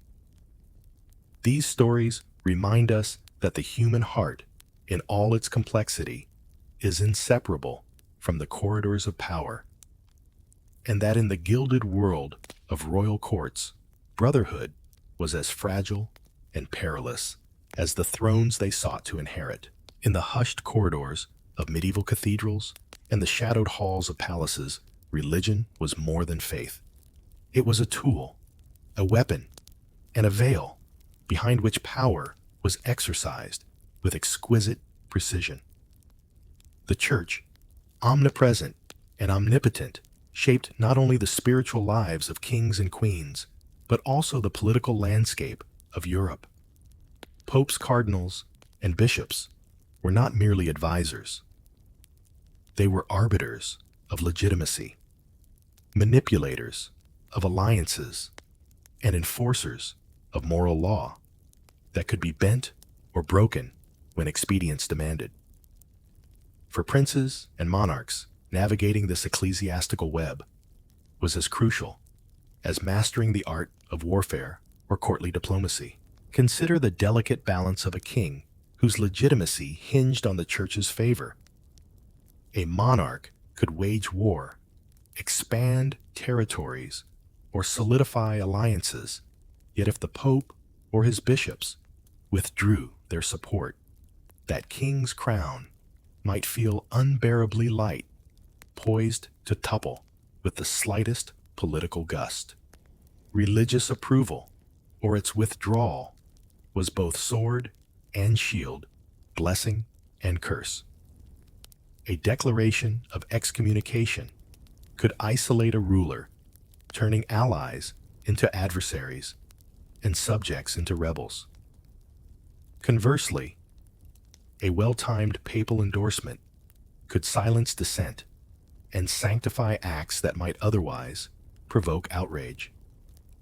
In this delicate interplay, clerics wielded influence comparable to that of generals and chancellors, and the stakes for misjudging them were lethal. The most infamous example of this tension was the murder of Thomas Becket in Canterbury Cathedral in 1170. Becket, once a close confidant of King Henry II of England, became a formidable adversary when he asserted the church's independence from royal authority. The result was not merely political, but profoundly personal. The violent assassination, executed by knights who believed they acted on the king's wishes, sent shockwaves throughout Christendom. It was a vivid demonstration of the lethal potential of religious conflict entwined with royal ambition. In the quiet echo of stone arches, Becket's blood symbolized the ever-present threat that divine authority could impose upon temporal power and vice versa. Yet the church's involvement in royal affairs extended far beyond the dramatic spectacle of martyrdoms. Marriage and divorce, for instance, were arenas in which ecclesiastical power exercised profound influence. A king's desire to dissolve a union could ignite decades of negotiation, doctrinal argument, and international intrigue. Popes held the authority to annul marriages, determine the legitimacy of heirs, and dictate the moral terms under which alliances were recognized. Kings and queens learned that the path to personal desire or political expediency often led through the chambers of bishops, where subtle persuasion could be as effective as armed confrontation. The ecclesiastical court became a battlefield of rhetoric theology and clandestine maneuvering, with lives and dynasties at stake. In the shadowed confines of court, the influence of religion manifested in subtler, equally powerful ways. Rituals of confession, fasting, and ceremonial penance shaped daily behavior, reinforcing hierarchies and the moral codes expected of rulers. Yet these same practices could be manipulated to achieve political ends. A king might publicly demonstrate humility and piety to curry favor, while privately orchestrating intrigue and scandal to secure succession or eliminate rivals. Bishops and abbots, often well-versed in the nuances of human ambition, could exploit these gestures, turning observance into leverage and ritual into instrument. Within this interwoven tapestry of faith and politics, every act of devotion had the potential to serve or subvert the ambitions of a ruler. The church also played a central role in legitimizing forbidden love and royal scandal.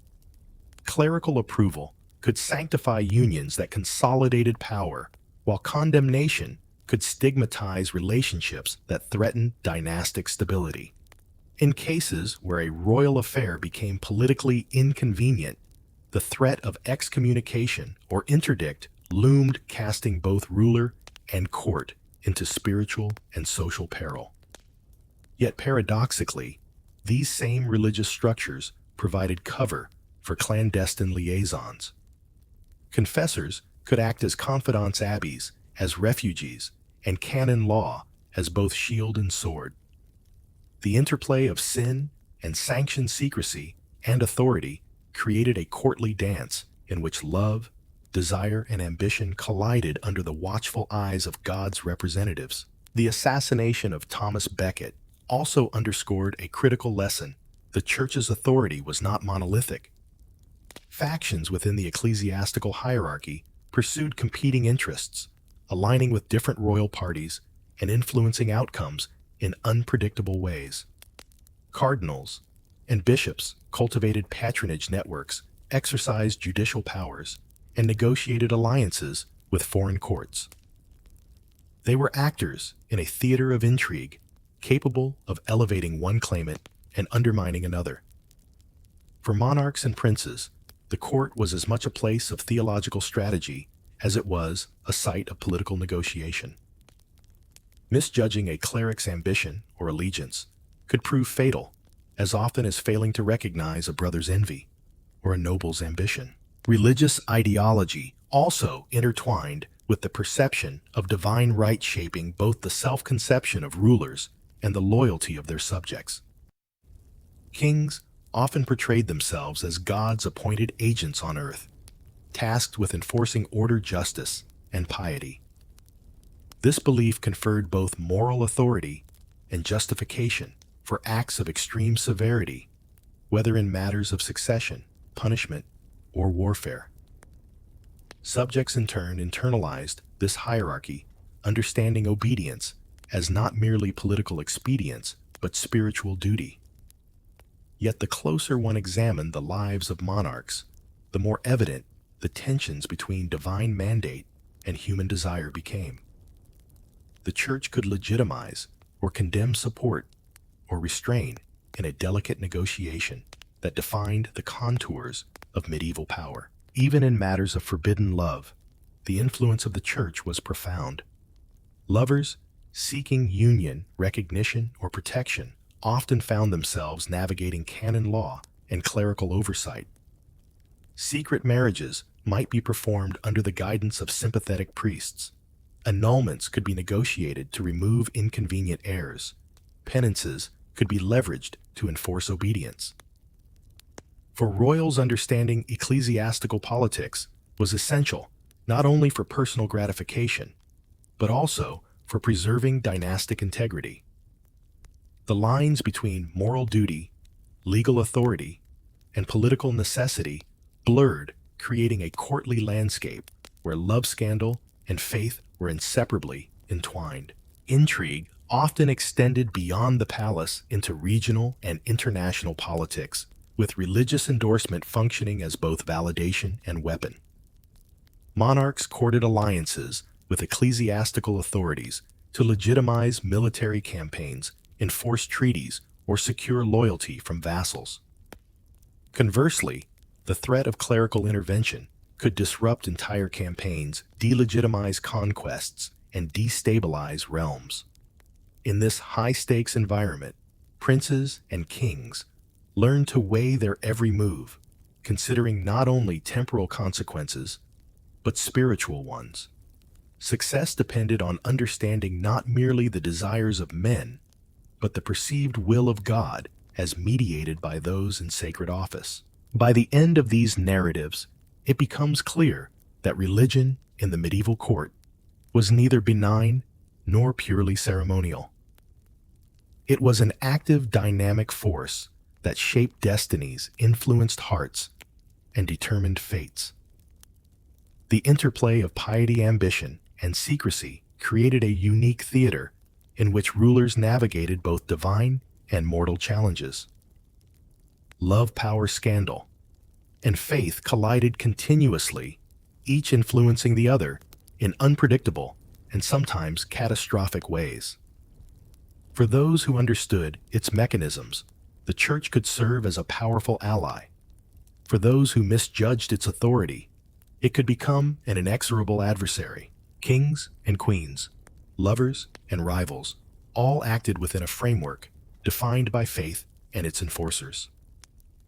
The boundaries of permissible desire, legitimate claim, and social conduct were constantly negotiated, enforced, and contested. Through ritual doctrine and moral authority, religion intersected with human passion and political ambition, leaving a legacy that continued to echo through generations. In the quiet reflection of a cloister, the murmur of a confessor, or the solemnity of a papal decree, one can trace the enduring influence of faith upon the hearts of monarchs and the fates of kingdoms alike. Beyond the hallowed walls of churches and abbeys, the influence of religion spilled into the private chambers and secret gardens of royal households. Monarchs, consorts, and lovers navigated this spiritual landscape with care, aware that the line between divine approval and censure could shift with a single rumor, a whispered confession, or an ill-timed decree. courtiers watched, whispered, and maneuvered, often serving as intermediaries between secular desire and ecclesiastical expectation. Every romantic liaison, every political alliance, every clandestine rendezvous carried the weight of divine scrutiny, whether visible or hidden. Within this delicate ecosystem, kings and queens learned to exploit the church's authority to their advantage. Confessors became trusted confidants, capable of offering moral counsel, while discreetly safeguarding secrets that could jeopardize dynastic plans. Priests might provide absolution for sins committed in the name of love or ambition, turning the confessional into a strategic arena where loyalty, discretion, and influence were currency. It was here, behind veiled curtains and whispered prayers, that the line between spiritual guidance and political maneuvering blurred, enabling rulers to navigate perilous situations while maintaining the veneer of piety. The story of Isabella of France, known to history as the She-Wolf of France, exemplifies this dynamic. Isabella, a queen constrained by a politically arranged marriage, wielded both charm and cunning to challenge the authority of her husband, King Edward II of England. Her alliances with courtiers, disaffected nobles, and ecclesiastical figures allowed her to orchestrate a regime change, demonstrating how a combination of political acumen and religious leverage could amplify personal agency in a world defined by male dominance.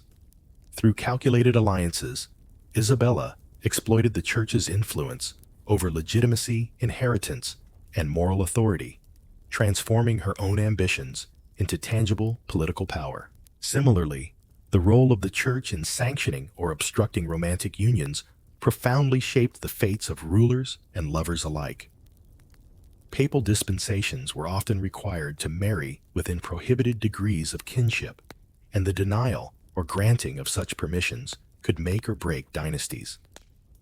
A prince's secret affair with a noblewoman, if exposed without clerical approval, could result in scandal, excommunication, or annulment.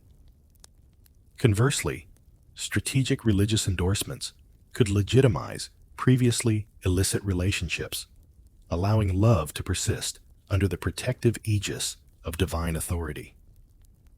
The interplay of desire, devotion, and political calculation created a courtly landscape where every gesture carried multiple layers of significance. In many cases, the church itself became a battlefield for influence over love and succession. Bishops and abbots were not merely passive observers, but active participants, using their moral authority to shape alliances, protect protégés, or suppress rivals. Their involvement could range from discreet mediation to overt intervention, as seen in the management of royal marriages, the legitimization of heirs, and the negotiation of political settlements.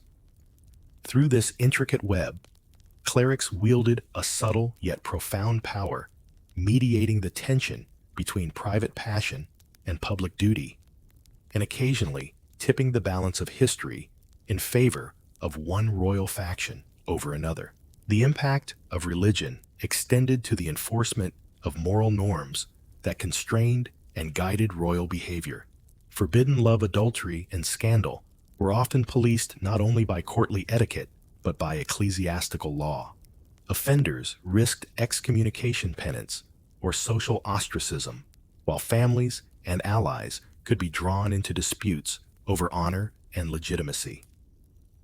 The fear of spiritual condemnation heightened the stakes of clandestine relationships, compelling lovers to act with secrecy, cunning, and calculated boldness.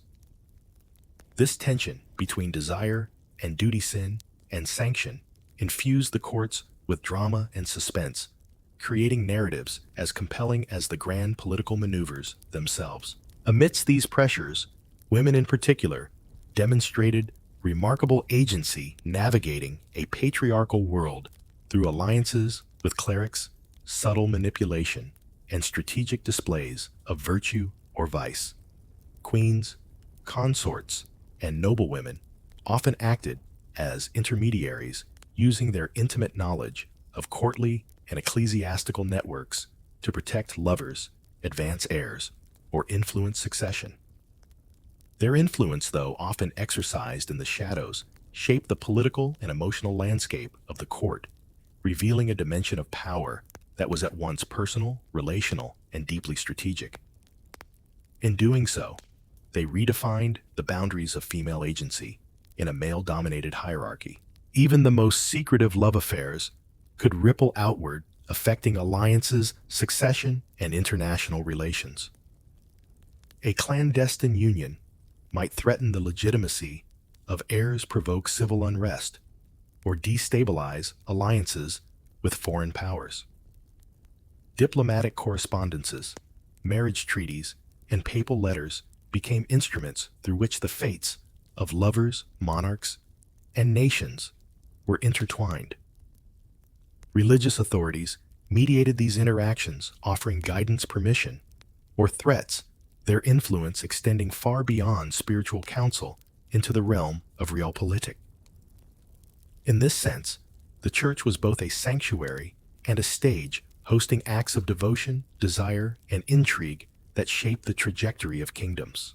The delicate balance between love and scandal often hinged on timing, discretion, and strategic alliances. Monarchs who miscalculated could find themselves exposed to public shame, ecclesiastical sanction, or even mortal danger. Those who mastered the interplay of religious and political forces, however, could protect cherished relationships, legitimize heirs, and secure power. In this environment, romance was inseparable from strategy, intimacy, inseparable from ambition, and secrecy, inseparable from survival. Every gesture, whether a whispered conversation, a clandestine meeting, or a carefully worded letter, carried implications that could echo through the corridors of power for generations. Ultimately, the intersection of religion, intrigue, and forbidden love highlights the complexity of medieval court life. Monarchs, lovers, and advisors operated within a world where moral authority and political ambition were constantly negotiated, often with life-altering consequences. The church's influence permeated every aspect of courtly existence, shaping decisions of the heart as decisively as matters of state. Through confession, council, decree, and sanctioned, religion became an essential participant in the drama of forbidden love, providing both obstacles and opportunities for those daring enough to challenge convention. In the quiet sanctity of chapels, the strategic whisperings of corridors, and the grand public ceremonies of palaces, religion mediated the delicate dance between passion and propriety. The legacies of these interactions, illicit liaisons, sanctioned scandals contained, and hearts broken, reverberate through history, illustrating the enduring tension between duty and desire, sacred obligation and human longing. The church was at once protector-arbiter and adversary, framing the moral and political dimensions of royal life in ways that were inescapably consequential. In this intricate theater, the echoes of whispered prayers, clandestine confessions, and strategic dispensations continue to resonate. The stories of Isabella, her contemporaries, and countless anonymous actors within the royal courts remind us that medieval love and scandal were never merely private affairs. They were entwined with the fate of nations, the authority of the church, and the legacies of dynasties. The tension between forbidden desire and ecclesiastical power created a narrative rich with suspense, betrayal, and enduring fascination, a narrative that shaped history and continues to captivate the imagination today. The castle, with its towering stone walls and shadowed corridors, was far more than a home. It was a stage for ambition, intrigue, and the quiet, deadly art of power. Within these formidable fortresses, the ambitions of courtiers, knights, and advisors often intersected with the private desires of monarchs, creating a volatile environment where love, loyalty, and treachery were in constant tension. A single misstep, a whispered secret, or a misjudged alliance could turn admiration into envy, intimacy into betrayal, and desire into disaster. Even as tapestries swayed gently in the drafty halls, the castle seemed alive with unspoken schemes. Servants moved silently along corridors, their eyes and ears alert to every word spoken behind closed doors. Chamberlains and stewards entrusted with the daily rhythms of palace life often found themselves in positions of subtle influence, holding the power to conceal a tryst, reveal a secret, or manipulate information to favor one noble faction over another. These invisible currents of loyalty and opportunism could shape the destinies of kings and queens as decisively as battlefield victories or dynastic marriages. The night brought its own unique pressures. As torches flickered against cold stone walls, private meetings were arranged in the secrecy of the queen's chamber or the dimly lit library. Lovers exchanged letters coded in Nimbl's veiled language, aware that discovery could mean exile, imprisonment, or worse. These clandestine encounters were carefully orchestrated, balancing risk with desire and requiring a network of allies capable of shielding the secret. Even the smallest act of carelessness, a servant who lingered too long, a misplaced parchment, a curious messenger, could trigger a cascade of consequences reaching the highest echelons of power. In some cases, the ambitions of palace officials or military officers intersected with the personal desires of the royals, creating opportunities for coup or betrayal. Byzantine history offers numerous examples of palace intrigue escalating into bloodshed. One emperor might be lured from his chambers under the pretense of counsel, only to be deposed, blinded, or imprisoned in his own bedchamber. The physical structure of the castle, its labyrinthine passages, hidden stairways, and secret doors facilitated both protection and subterfuge, allowing loyalists to guard their monarchs while conspirators plotted in shadows. The intertwining of desire and ambition was particularly perilous when it involved heirs or potential successors. A prince's secret love could provoke jealousy among siblings or vassals who might view the union as a threat to their own claims. Intrigues surrounding succession were as intricate as they were deadly. Rumors of illicit liaisons could be weaponized to challenge legitimacy, disrupt alliances, or justify violent intervention. Even minor indiscretions were magnified by the high stakes of inheritance, creating a constant climate of suspicion and heightened vigilance. Women of the court, especially queens, princesses, and favored consorts, were adept at navigating these treacherous waters. Their understanding of social codes, alliances, and human psychology allowed them to protect lovers, advance children, or manipulate outcomes in their favor. They could turn charm, wit, or strategic patience into tangible power, influencing decisions that might otherwise have been reserved for men.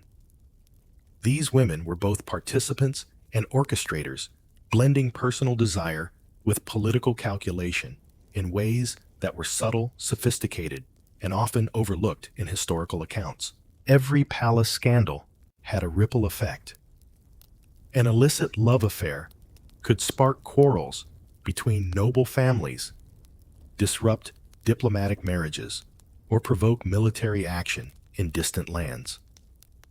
Letters intercepted, rumors spread, and accusations leveled could force monarchs to make impossible choices.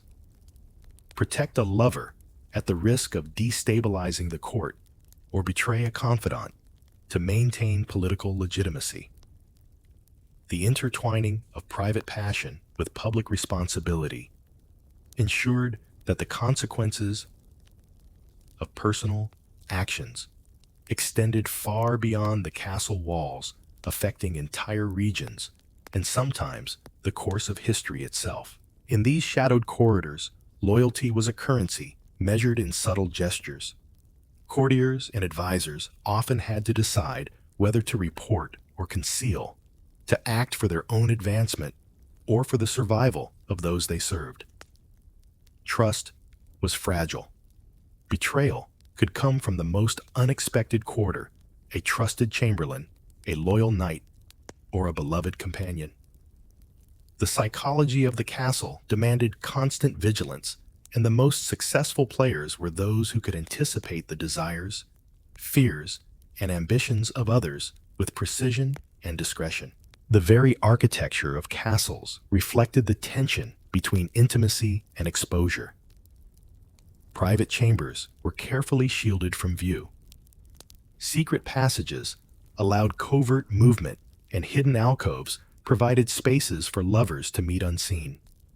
Yet the same design features that offered sanctuary could also become instruments of entrapment. Courtiers who once acted as protectors could become informants. A private meeting might be overheard by a loyalist with divided loyalties. The physical space became a mirror of the political and emotional landscape, with each corridor, stairwell, and hidden doorway imbued with potential danger. It was within this environment that coups were plotted with meticulous care. Ambitious figures, whether high-ranking officers, discontented nobles, or palace insiders, assessed the timing, loyalty, and temperament of those around them before attempting to seize power. Plans were executed during the quiet of the night, often with brutal efficiency. A misstep could be fatal, but a well-timed action could alter the fate of a kingdom. Castles, the symbols of royal authority, were also theaters of violence where ambition and desire converged in dramatic, sometimes deadly performance. Even seemingly mundane rituals were charged with potential risk. Feasts, religious ceremonies, and public audiences provided opportunities for observation, espionage, and manipulation. A glance in the wrong direction, a whispered comment, or the casual movement of a servant could set events in motion that culminated in scandal or violence. The interplay of ceremony and secrecy created a dynamic in which every participant was both performer and observer, their actions contributing to the fragile equilibrium of courtly life. As dawn approached, the castle would slowly awaken, the flickering torchlight replaced by pale sunlight streaming through stained glass windows. Courtiers resumed their duties, unaware of the clandestine negotiations, secret liaisons, and whispered plots that had shaped the night. Monarchs emerged to navigate the complex web of obligations, desires, and political realities that defined their reign. The events of the previous hours, acts of courage, betrayal, or indulgence, would ripple through the day, influencing decisions, alliances, and the course of personal and dynastic histories. The audience begins to perceive that castles were not merely residences, but living organisms, their walls echoing with whispers of ambition, love, and treachery. The delicate balance maintained within these fortresses reflected the interdependence of private desire and public duty, revealing the intricate mechanisms through which power, passion, and intrigue were exercised. Lovers, schemers, and rulers alike moved within a space where every choice carried profound consequences, and the line between security and vulnerability was perpetually shifting. Through these nocturnal dramas, viewers witnessed the tension and artistry involved in maintaining power while pursuing personal desires. The castle becomes a lens through which the stakes of love, loyalty, and ambition are magnified. Every whisper-secret letter and fleeting encounter contributes to a narrative of human complexity that is as compelling as it is perilous. In this light, the castle is both sanctuary and snare, a place where hearts are tested, loyalties are weighed, and history is quietly, inexorably written. As the days passed, the reverberations of courtly gossip and hidden alliances intensified. What had begun as a whispered liaison or a furtive glance could evolve into a full-fledged scandal with consequences rippling through the chambers of power. Courtiers adeptly observed every gesture, noting the subtle shifts in behavior the unspoken acknowledgements, and the delicate dances of proximity that hinted at secret entanglements. Each day became a chessboard where players calculated moves, anticipating reactions, and planning contingencies to safeguard love, loyalty, or ambition. The royal gardens, cloistered courtyards, and concealed terraces of the palace offered fleeting spaces of privacy. Lovers met under the pretense of strolls or leisure, their footsteps muffled by gravel paths, their voices lowered beneath the rustle of foliage. Letters often hidden in the folds of clothing or secret compartments within furniture carried messages of longing plans or coded warnings. The act of writing and exchanging these letters required intelligence and discretion. Each parchment represented a risk, a potential revelation that could unravel carefully constructed social hierarchies. Women of the court, particularly queens and consorts, mastered these subtleties with remarkable skill. Eleanor of Aquitaine, Isabella of France, and Madame de Montespan, among others, maneuvered within these networks of secrecy, leveraging charm, strategic marriages, and clandestine liaisons to secure influence. Their knowledge of human nature, combined with their understanding of courtly etiquette, allowed them to protect allies, advance children, or subtly undermine rivals. The quiet power of these women shaped not only romantic outcomes, but also the political and dynastic landscape of Europe. Royalty, despite their grandeur and apparent invincibility, were deeply vulnerable to the social currents of the court.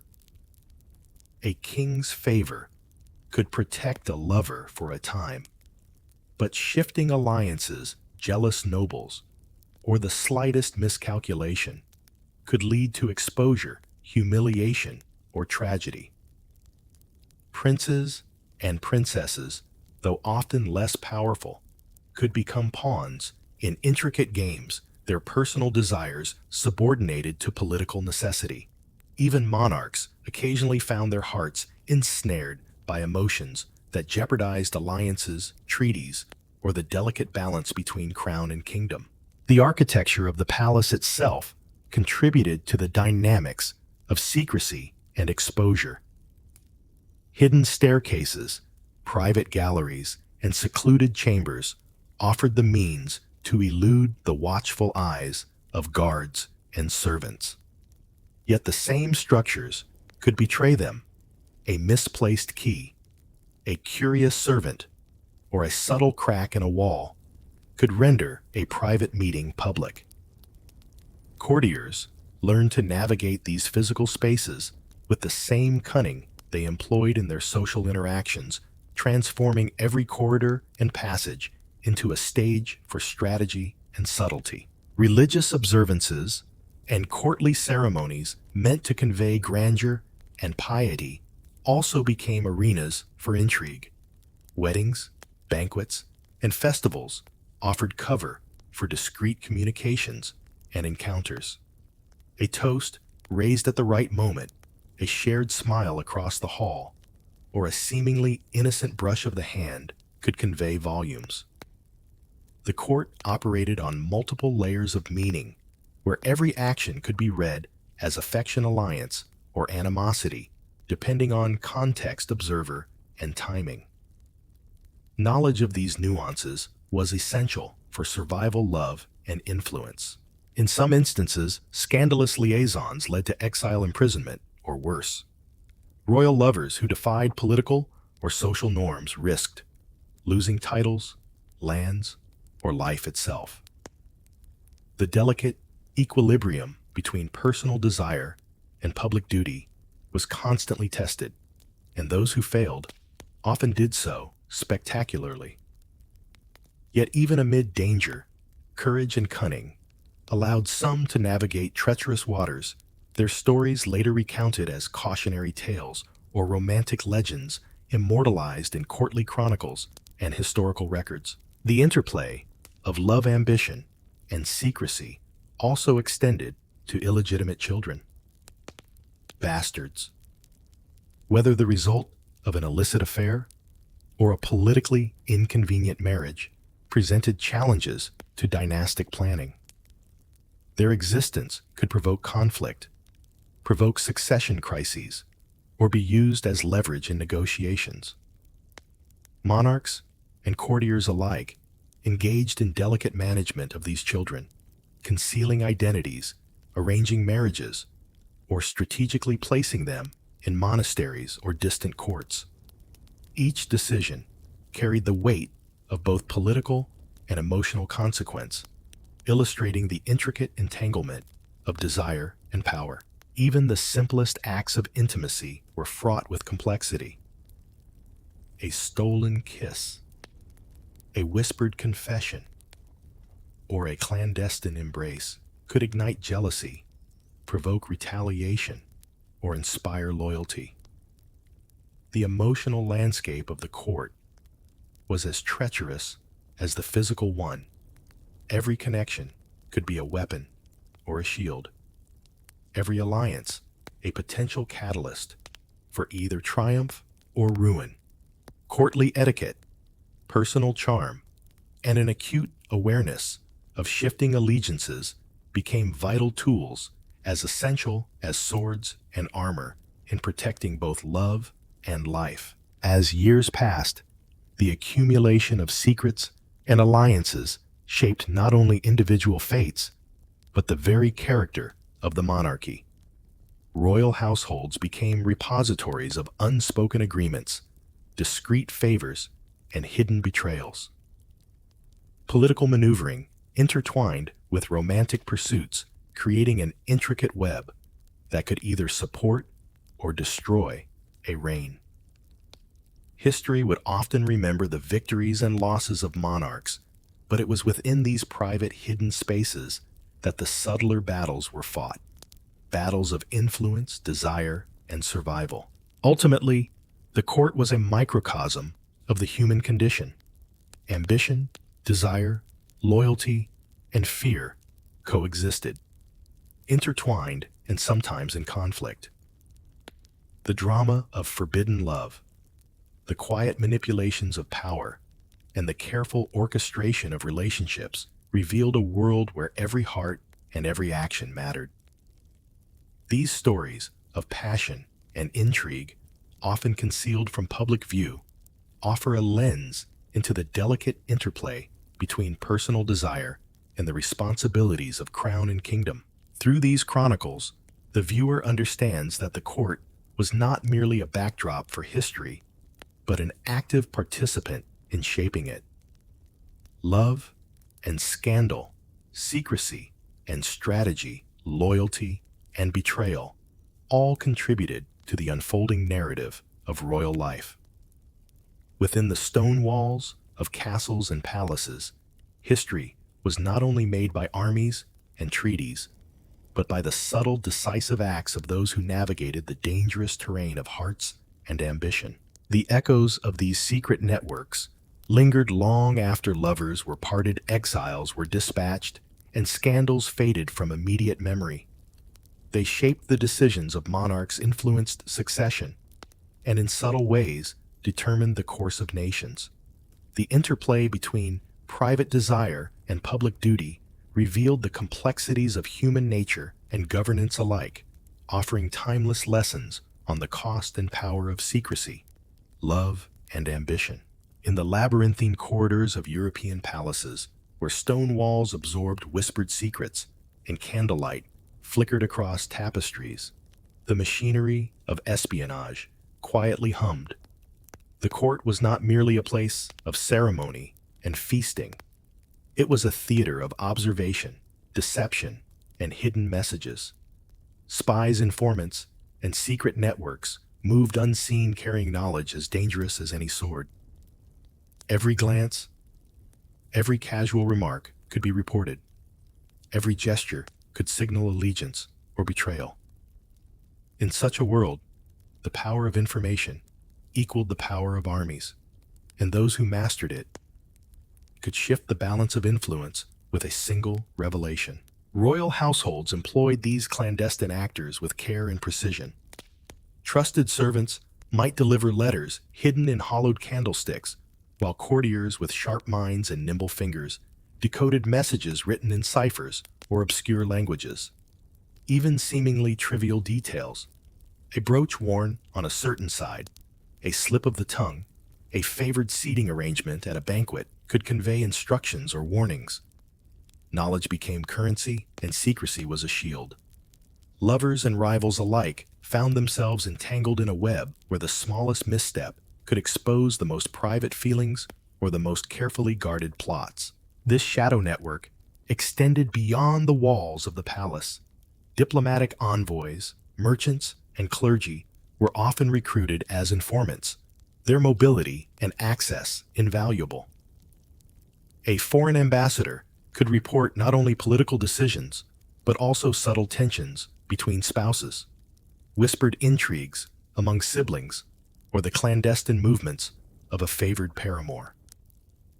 Intelligence was shared, bartered, and sometimes sold, creating a delicate balance between loyalty and personal gain. The palace, in effect, became a hub for a complex communication system that spanned courts, kingdoms, and borders. Among these secretive operations, the role of letters and messages was paramount. Courtiers and monarchs developed intricate codes, symbols, and signals to convey sensitive information. A letter might appear mundane, yet its folded corners, marginalia, or punctuated marks could contain hidden meanings decipherable only to the intended recipient. Trusted courtiers became adept in reading these invisible scripts, interpreting gestures as easily as words. The stakes were high.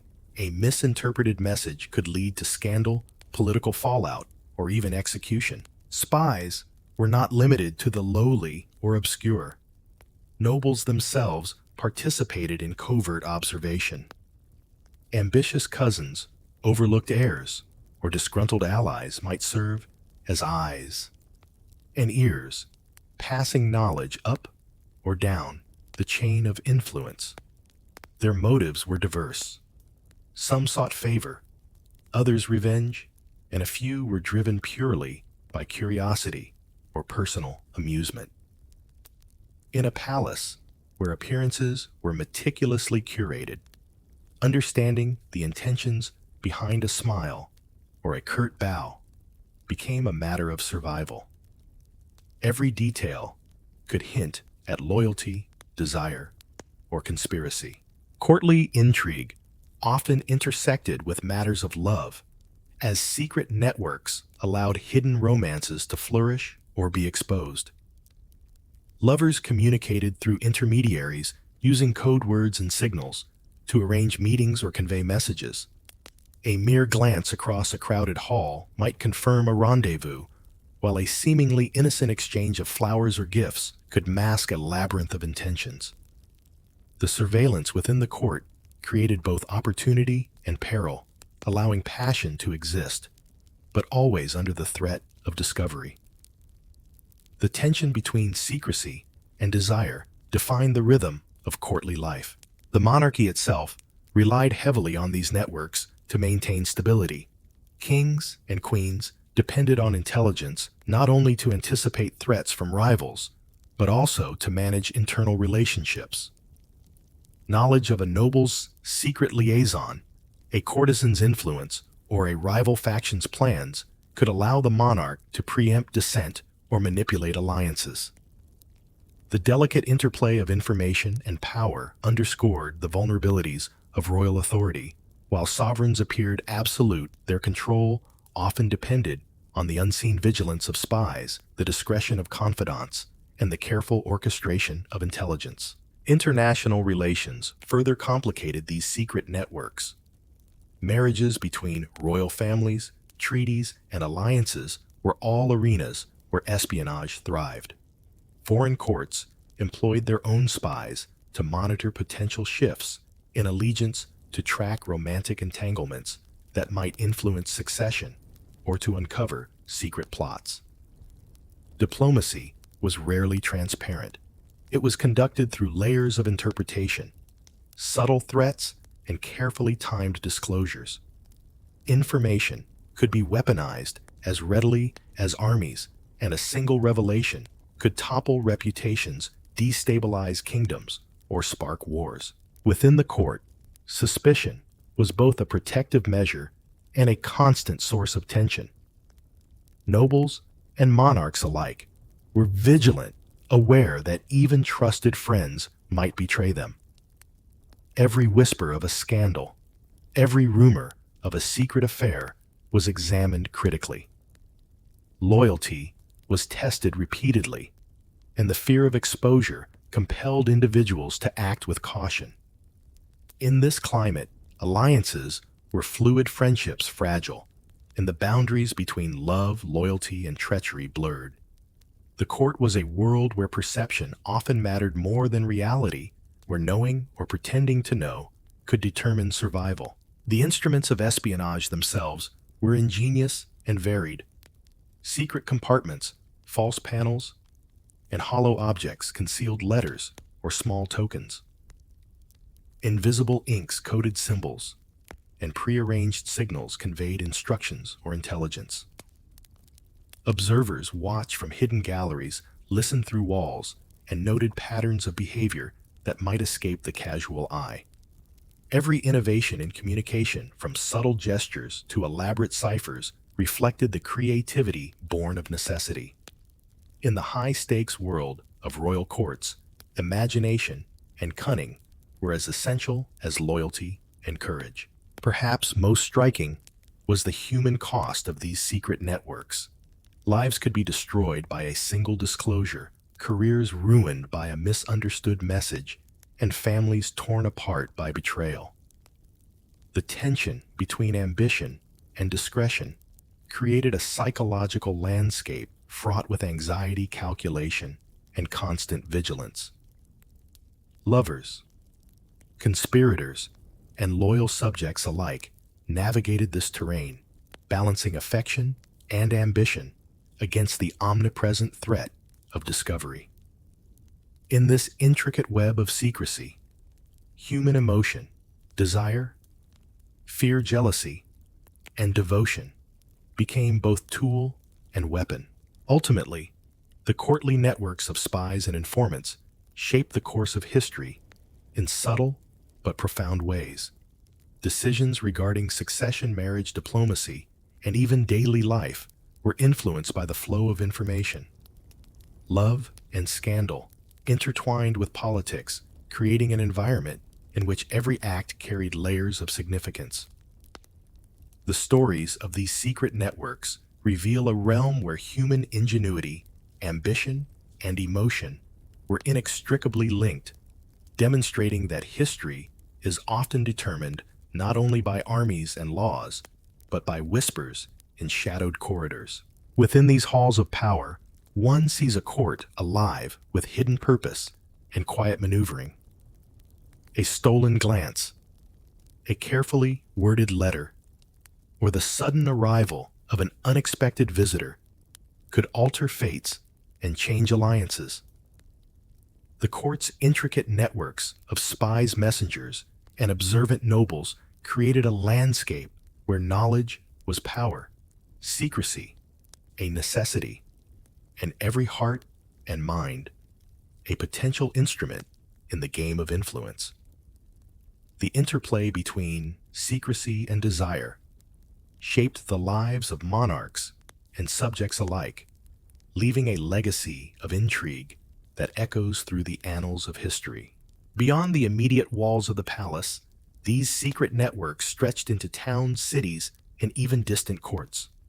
Courtiers and informants moved with discretion, carrying letters hidden in hollowed books, concealing messages beneath garments, or embedding instructions in gifts.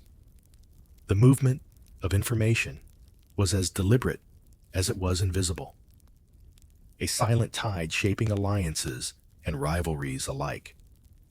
Rumors could be carefully planted to mislead rivals, to test loyalties, or to expose indiscretions.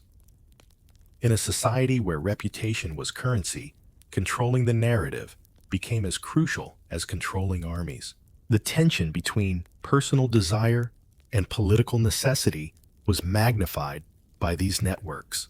Lovers in the palace had to navigate not only the ambitions of their families, but also the eyes and ears of spies. A clandestine meeting might be observed by someone whose allegiance was uncertain, a letter intercepted by a hand eager to manipulate outcomes. Courtiers understood that love could be used as leverage, and that an illicit relationship could quickly become a tool of blackmail or a catalyst for scandal. In this web, intimacy was fraught with danger, and passion was inseparable from strategy. These networks also played a pivotal role in controlling the narrative surrounding royal scandals. A mistress's influence, a secret marriage, or a hidden pregnancy could be announced or suppressed depending on who held the power to communicate it. Rumors could be amplified, diminished, or twisted to serve political ends. Monarchs aware of the potency of such information often deployed their own agents to manage public perception, counteract damaging stories, and monitor the activities of those who might threaten the court's image. Control over information became a silent but absolute form of authority. In some cases, these secret channels extended into criminal enterprises. Poisons, clandestine weapons, and agents of assassination operated alongside informants, creating an ecosystem of danger.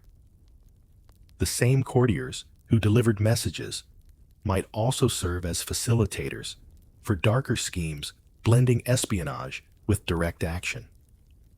In this way, the palace was both a center of culture and refinement, and a theater of covert operations where loyalty and morality were constantly tested.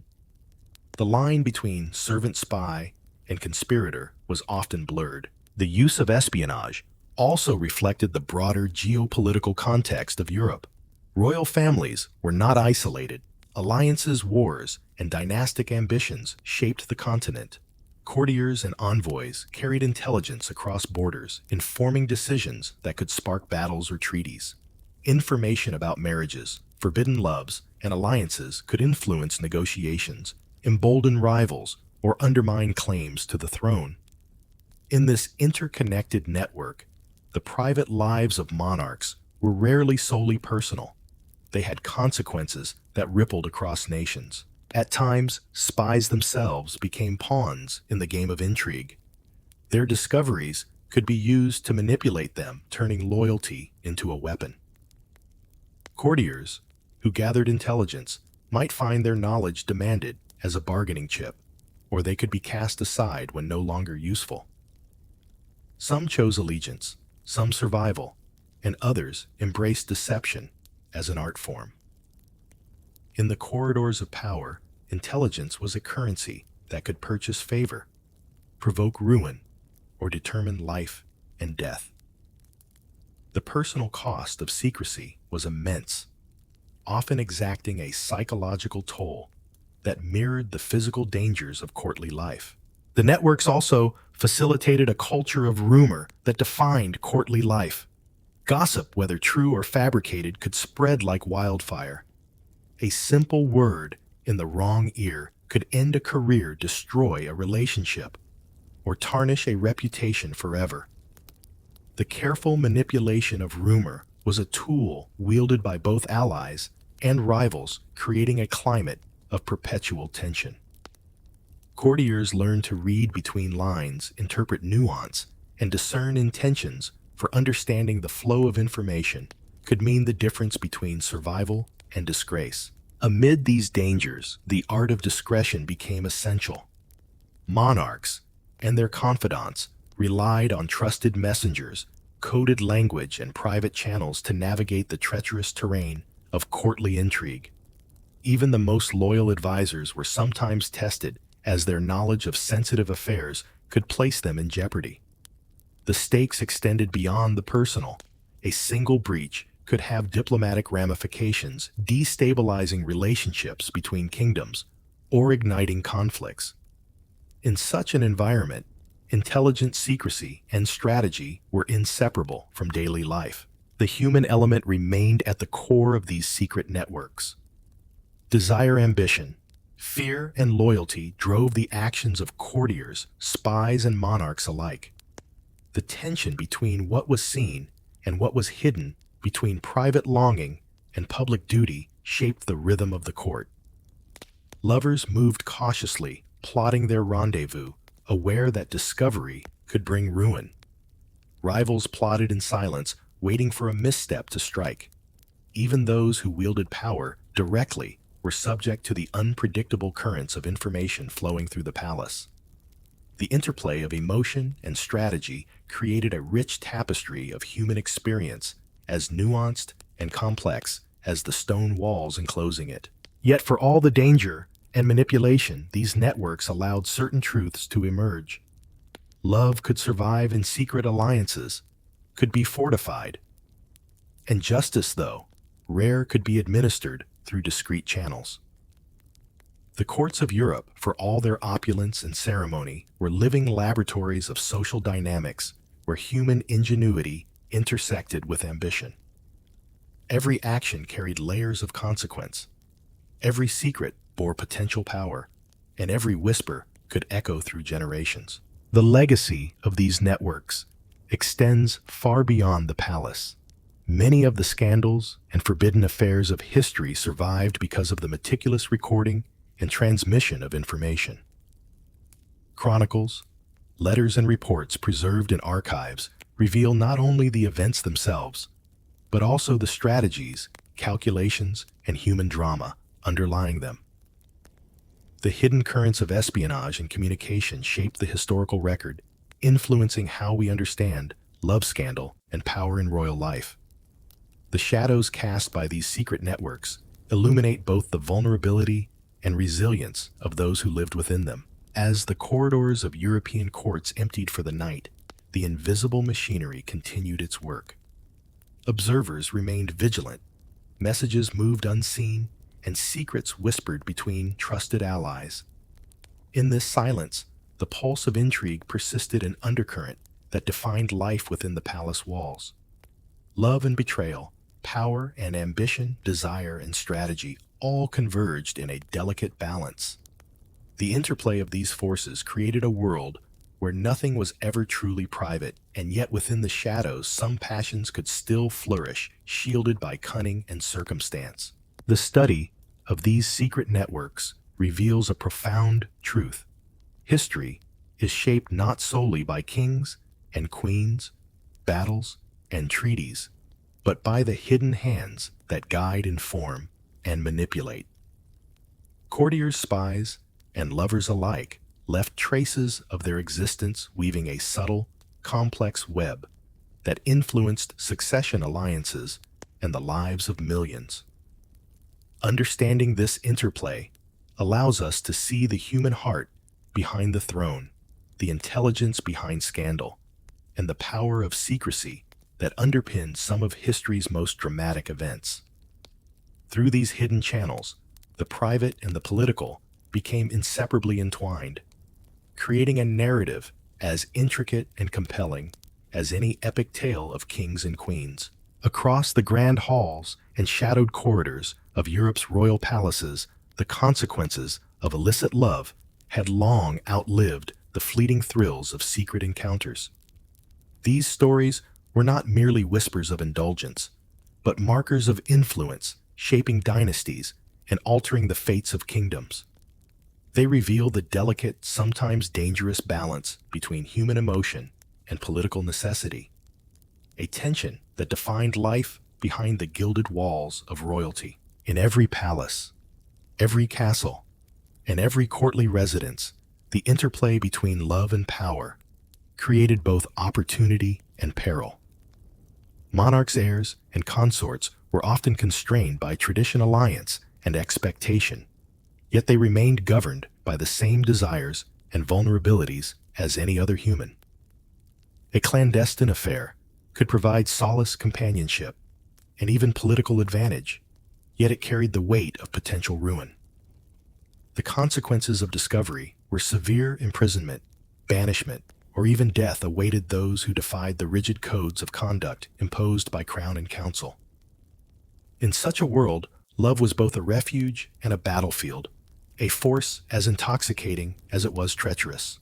One of the most striking aspects of these scandals is the resilience of the human heart in the face of stringent restrictions. From secret correspondences sealed with wax to coded gestures during public ceremonies, individuals employed ingenuity to sustain forbidden relationships. Courtiers learned to navigate the subtle languages of touch, gaze, and gesture, creating networks of understanding invisible to those who watched for indiscretions. In some cases, lovers were able to shape policy and influence succession maneuvering within the narrow channels allowed by protocol. Their triumphs were seldom permanent, yet their ingenuity illuminated the complexities of courtly life and the persistent power of emotion.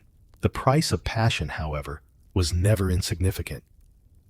Royal scandals often cast long shadows reverberating through generations.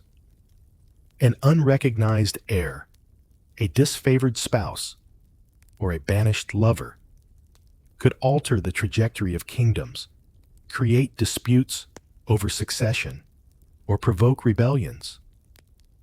These stories illustrate that personal choices were rarely confined to private consequences. They rippled outward, affecting the social, political, and even economic fabric of entire realms. To understand the full impact of these forbidden loves, one must consider not only the intimate narratives, but also the broader context in which they unfolded. Political marriages designed to secure alliances and consolidate power were often the backdrop against which these romances took place. A queen, bound by duty to a king she might not love, could seek solace in a favored courtier or foreign diplomat. A prince engaged in an arranged union for the sake of territory or favor could find himself enmeshed in an affair that offered emotional refuge but jeopardized his public standing. These interwoven dynamics highlight the tension between societal expectation and personal desire, a central theme in the saga of royal scandals. The pursuit of forbidden love was both a rebellion against and a negotiation with the structures of authority. Among the most enduring lessons from these histories is the recognition of agency, particularly that of women within the courts. Queens, princesses, and noblewomen often exercised influence through relationships that, while deemed illicit or improper, were strategic and deliberate. Their choices could affect succession diplomacy and policy. Figures like Catherine de' Medici, Madame de Montespan, and Anne Boleyn navigated a perilous landscape, asserting power in ways that transcended mere romantic intrigue. Their actions remind us that even within rigid hierarchies, individuals, especially women, could maneuver skillfully, using passion as a tool to shape events both public and private. The interplay of scandal and secrecy extended to the mechanisms of governance itself. Royal confidants, spies, and courtiers often became intermediaries in these affairs, carrying letters, delivering messages, and facilitating discreet encounters. The networks they created mirrored those used for political and military purposes, illustrating how intimately the personal and political spheres were intertwined. Knowledge, discretion, and loyalty became valuable commodities, as the wrong word or misstep could destabilize alliances or provoke confrontation. In this sense, forbidden love functioned as both an emotional and political instrument, its influence rippling through the structures of power. Historical records of these scandals offer insight not only into individual behavior, but also into societal norms and perceptions. Chroniclers, historians, and diarists documented both the realities and the rumors, often shaping the way events were remembered. Over time, tales of passion and betrayal acquired layers of myth, legend, and moral commentary, creating narratives that were instructive, cautionary, and at times sensational. Through these lenses, we see the enduring fascination with the tension between authority and desire, the dramatic potential of secrecy, and the human stakes underlying the ceremonial facade of royalty. The tragedies of forbidden love were often as instructive as they were sensational. Some lovers were exiled, others executed, and still others forced into marriages or convents to suppress scandal. These interventions reflect the seriousness with which monarchs and courts treated breaches of protocol and morality, yet they also reveal the limits of control over human emotion. Passion, like politics, could not be entirely dictated by decree or ritual. In many cases, the struggle to reconcile desire with duty defined the characters of those involved, shaping legacies and influencing the tone of historical memory. Even when lives were curtailed or ambitions thwarted, the impact of these relationships persisted. Children born of clandestine unions could alter succession lines or serve as focal points for dynastic conflict. Alliances forged or broken in the shadows had enduring political consequences. Rumors of affairs could undermine credibility, weaken authority, or provoke public unrest.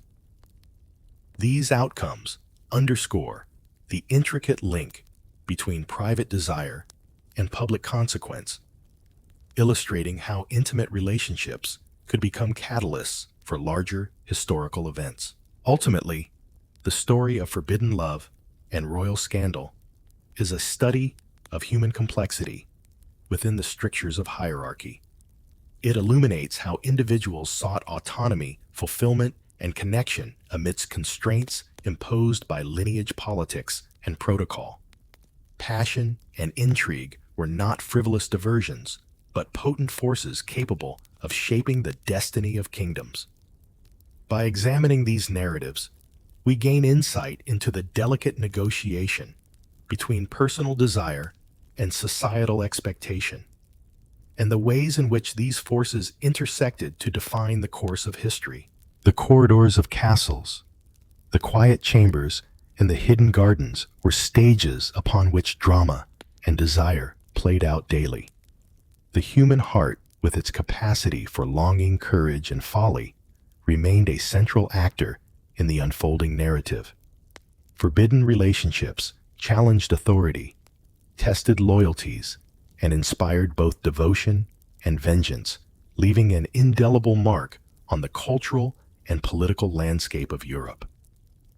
Through their stories, we recognize that passion and scandal, far from being peripheral, were integral to the story of royalty itself. Even as dynasties rose and fell, the echoes of these clandestine affairs resonated, reminding us that the history of power is inseparable from the history of the heart. Monarchs were not merely rulers. They were people capable of deep emotion, capable of error, and capable of courage in pursuit of personal happiness. Their triumphs and tragedies illuminate enduring truths about desire, ambition, and the human condition. The intersections of love, scandal, and politics reveal the forces that have shaped history, offering timeless lessons on the costs and consequences of passion when bound by power. The palace, with its ceremonial grandeur and intricate protocols, was thus a theater of both overt and hidden drama. Public display and private intrigue coexisted, each amplifying the other. Lovers navigated this duality with care, aware that discovery could carry fatal consequences. Yet, in spite of risk, passion persisted, secret and defiant. These stories endure because they speak to universal human experiences, the tension between duty and desire, the strategies employed to protect loved ones, and the courage to pursue personal fulfillment against formidable odds. In these narratives, we see the enduring relevance of medieval scandals, their lessons echoing across centuries. As the final corridors of Europe's royal courts fade into shadow, the stories of forbidden love and scandal leave an enduring impression, a testament to the power of human desire in the midst of rigid hierarchy. Across centuries, these tales have shown that passion could shape destinies as profoundly as political maneuvering, and that the private lives of monarchs and courtiers were often inseparable from the fate of entire kingdoms. What began as secretive glances, whispered letters, and stolen moments often rippled outward, influencing alliances, sparking conflicts, and altering the course of history. These narratives remind us that behind the opulent gowns, jeweled crowns, and gilded halls, the human heart remained as complex and unpredictable as any force of state. Monarchs, bound by duty, tradition, and the expectations of their lineage, frequently face the tension between obligation and desire. Their choices, whether to pursue love clandestinely, enter into politically arranged marriages, or navigate the treacherous waters of courtly intrigue, shaped not only their personal destinies, but the stories remembered by posterity. Forbidden relationships became instruments of strategy, yet they were also profound acts of courage, asserting the irrepressible need for connection and agency, even in constrained circumstances. The children born from these affairs, whether acknowledged or hidden, became living legacies of the tension between power and passion. They were symbols of rebellion, conduits of political influence, or sources of scandal that reverberated through the annals of history. Courts learned to manage, suppress, or manipulate these legacies, yet the consequences were never fully contained. Alliances shifted, loyalties wavered, and claims to thrones ignited conflicts, all tracing their origins to the intimate choices of hearts that dared to defy expectation. In this, the intertwining of desire and politics proves timeless. Personal passions were never merely private. They were forces capable of shaping nations. Women, in particular, played crucial roles in these stories. Queens, princesses, and noblewomen often maneuvered with ingenuity, using relationships, affection, and influence to assert authority in environments dominated by male power. Their lives illustrate the nuanced ways in which emotion and strategy could coexist, revealing intelligence and resilience often overlooked in conventional historical narratives. Figures like Madame de Montespan, Anne Boleyn, and Catherine Howard were not simply subjects of scandal. They were agents navigating the perilous balance of affection, ambition, and survival. Their choices illuminate the subtle yet profound ways in which forbidden love could be wielded as both shield and sword. The courts themselves became stages for the theater of desire. Hidden gardens, secluded chambers, and candle-lit hallways bore witness to the quiet drama of stolen kisses and secret rendezvous. Courtiers' allies and confidants were enlisted to protect, conceal, or exploit these relationships. Messages were carried with utmost discretion, sometimes encoded or veiled in poetry, demonstrating the extraordinary lengths to which lovers went to preserve their connection. In this silent network, strategy and sentiment intertwined, proving that in the corridors of power, love was both perilous and potent. Yet, for all the secrecy and cunning, the consequences of discovery were stark. Lovers risked imprisonment, exile, or even death. Reputations, once sullied, were nearly impossible to restore, and the ripple effects often extended to families, allies, and entire dynasties. These high stakes underscored a universal truth in environments where lineage, alliance, and legitimacy dictated survival. Passion was a currency, both dangerous and invaluable. History remembers these moments not solely as tales of human folly, but as reflections of the enduring human spirit, a spirit capable of love, resilience, and audacity, even under the weight of crown and expectation. As the lens of history widens, the lessons of these royal scandals become clear. Desire and duty, secrecy and strategy, intimacy and power were not opposing forces, but intertwined threads in the tapestry of governance and society. These stories speak to the perennial struggle between personal fulfillment and societal obligation, revealing the intricate negotiation of human ambition, loyalty, and emotion. They remind us that even within the most ornate and disciplined halls of power, hearts still beat with longing, hope, and defiance, shaping events in ways both intimate and monumental. Looking back, one can trace the echoes of these passions into modern culture, law, and social perception. The intrigues of courts long past have influenced literature, drama, and historical interpretation, creating archetypes of love, betrayal, and courage that resonate across time. The fascination with forbidden love endures because it reflects fundamental aspects of the human experience: the courage to pursue desire, the vulnerability of exposure, and the enduring consequences of intimate choice. By examining these narratives, we gain insight not only into the lives of monarchs, but into the universality of human emotion under constraint. Even as kingdoms changed, dynasties rose and fell, and generations passed, the imprint of these clandestine affairs remained. Secret loves and scandalous liaisons shaped alliances, disrupted succession, and influenced policy, leaving traces visible to those who study history with careful attention. The lessons extend beyond the romantic. They illustrate the complex interplay between human emotion and political authority, showing that the personal and the political are often inseparable. In this way, the past speaks to the present, offering perspective on the enduring challenges of balancing desire with duty.